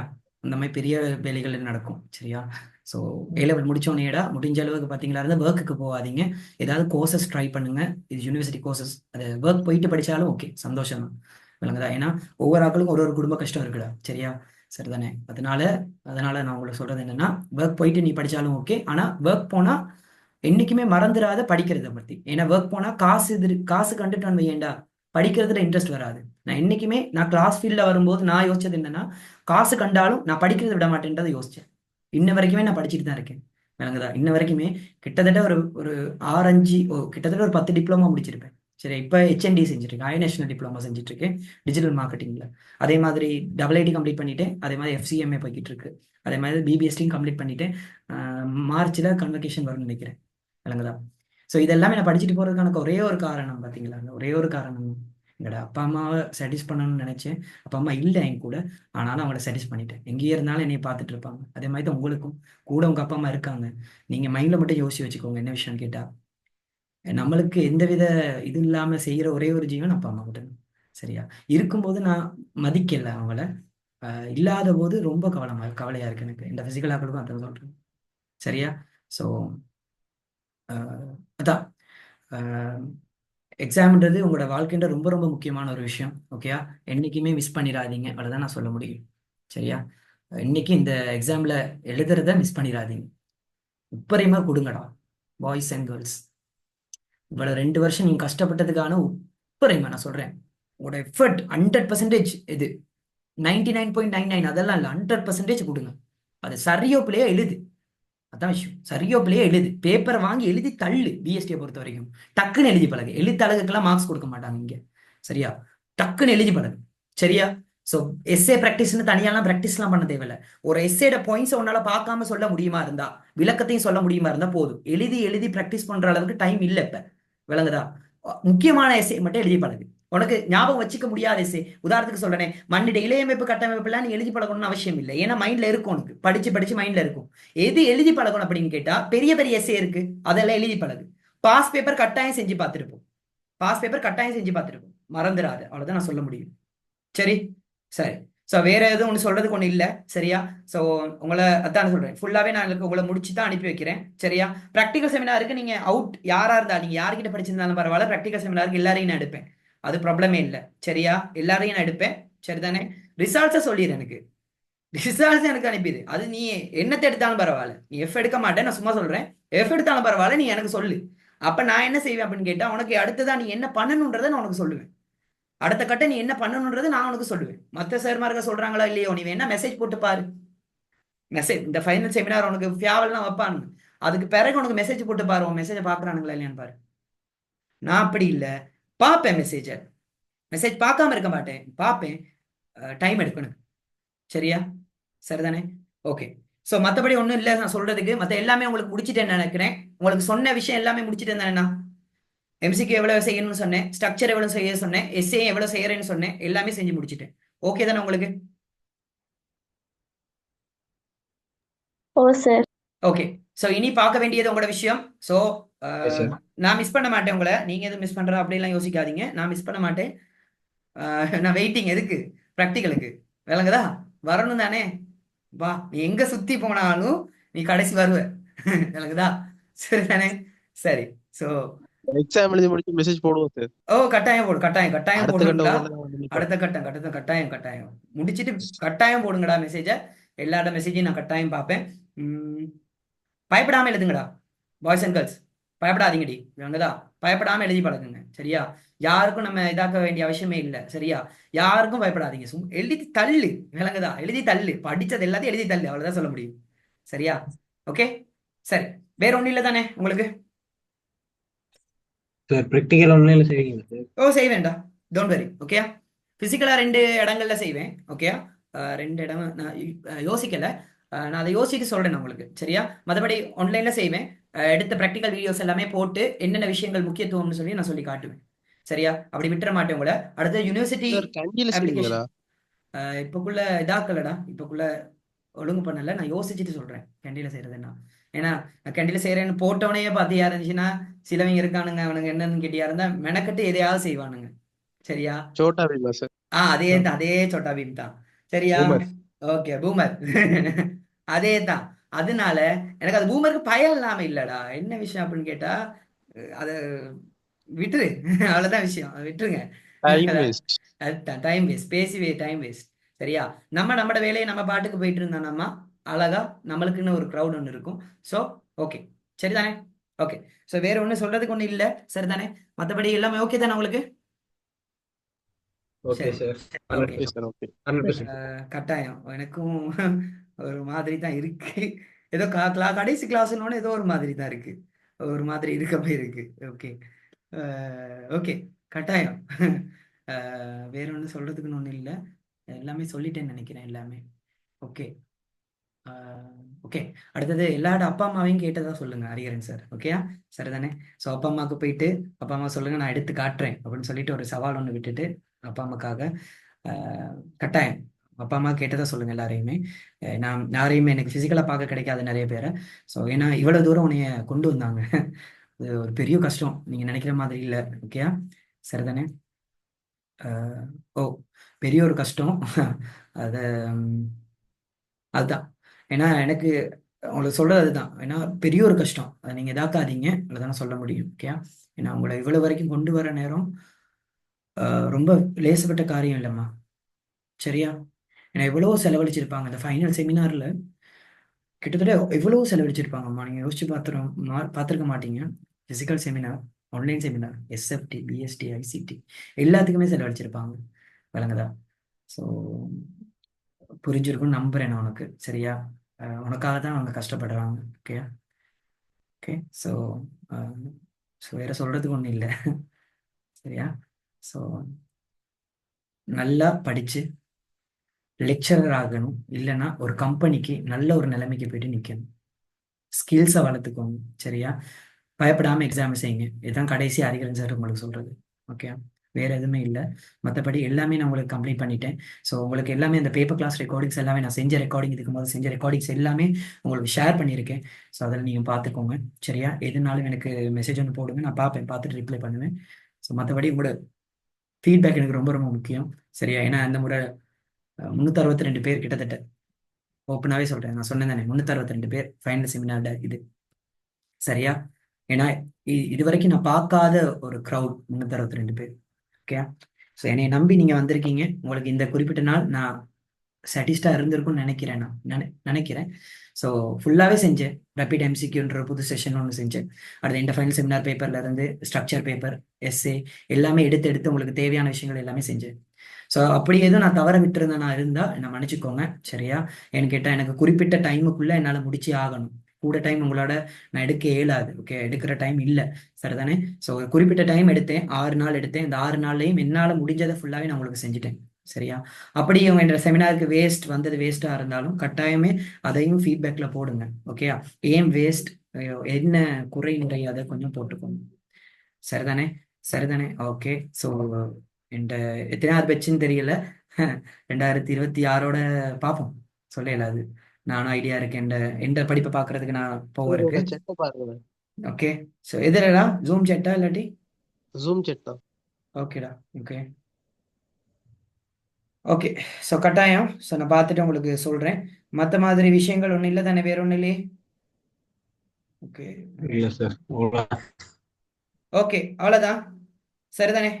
சரி, சந்திப்போம். சரியா? ப்ராக்டிக்கல் டைம் இருந்தால் சந்திப்போம். சரிதானே? மற்றபடி இல்லை. மிஸ் பண்ணல, பட் மிஸ் பண்ணுற மாதிரி ஒருத்தவங்க. ஓகே, சரி. ஸோ இந்த குரல் எவ்வளோ தான் கேட்கும். சரியா? இதுதான் லாஸ்ட் கிளாஸ் உங்களோட. சரிதானே? இது வரைக்கும் நாங்கள் பார்த்துட்டு இருந்தோம். சரியா? ஸோ எல்லாம் ஓகே தானே உங்களுக்கு? சரிதானே? ஓகே. ஸோ கூடிய சீக்கிரம் நாம இதில் சந்திப்போம். ஓகேயா? சரிதானே? ஓகே, வேற ஒன்றும் சொல்றதுக்குன்னு இல்லை. நீங்கள் எதுவும் ஓகே, உங்களுக்கு எதுவும் ஒரு ப்ராப்ளம் இல்லை எதுனாலும் சொல்லுங்க, எனக்கு மெசேஜ் ஒன்று போடுங்க. நான் கட்டாயம் நான் பார்த்துட்டு ரிப்ளை பண்ணுறேன். எப்படி இன்னைக்கு இல்லாட்டி நாளைக்குள்ள எப்படியும் பார்த்துட்டு ரிப்ளை பண்ணுவேன், ரிப்ளைஸ் எல்லாமே. ஓகே, சரி. ஓகே, சரி. ஆடா சொல்டா. டவுட் எதுவும் போட்டா பார்த்து ரிப்ளை பண்ணி. கட்டாயம். சரி, நான் பார்க்குறேன். ஷுவரா பார்க்குறேன். டவுட் பாரு சார். கட்டாயம் நான் பார்க்குறேன். நீங்கள் ஒன்றும் யோசிக்காதீங்க. ஆனால் கொஞ்சம் லேட் ஆகும்டா. சரியா? நான் பார்க்குறேன், முடிஞ்ச அளவுக்கு பார்க்குறேன். கேட்டிங்களா இருந்தால் அதுக்கப்புறம் பார்த்துட்டு ரிப்ளை பண்ணுறேன் நான். சரியா? ஓகே. ஸோ உங்களோட ஜூனியர்ஸ் இருந்தால் கட்டாயம் ரெக்கமெண்ட் பண்ணுங்க. உங்களுக்கு பிடிச்சிருந்தா, கிளாஸஸ் பிடிச்சிருந்தா கட்டாயம் ரெக்கமெண்ட் பண்ணுங்க உங்களோட ஜூனியர்ஸுக்கு. ஆன்லைன் கிளாஸஸ் என்ன மாதிரி இருந்தா, பிடிச்சிருந்தா. சரிதானே? பிடிச்சிருந்தா மட்டும்தான், பிடிக்கலாட்டி வேணாம், அதெல்லாம் தேவையில்லை. எனக்கு 2 பிள்ளை 3 பிள்ளை இருந்தாலும் போதும் எனக்கு. அது ஓகே. சரிதானே? ஓகே. ஸோ மற்றபடி ஓகே தானே? வேற ஒன்றும் இல்லை. அவ்வளோதான், கதைச்சு முடிச்சாச்சு உங்களோட. சரிதானே? செமினார் ஓகே தானே? வேற ஒரு இது இல்லை. எதுவும் குறை நிறைகள் இருந்துச்சுன்னா கட்டாயம் இந்த இதில் போடுங்க. ஓகேயா? குரூப்பில் போடுங்க. குரூப்னா எங்களோட கம்யூனிட்டியில் போடுங்க. சரிதானே? நான் ஃபீட்பேக்னு போடுறேன், அதை நீங்கள் ரிப்ளை பண்ணிங்கன்னா சரி அதுக்கு. சரியா? ஓகே, வேற அவ்வளோதான். Okay, bye. Thank you sir. Bye. Bye sir. Thank you sir. Bye. Miss you sir. Miss you. Okay.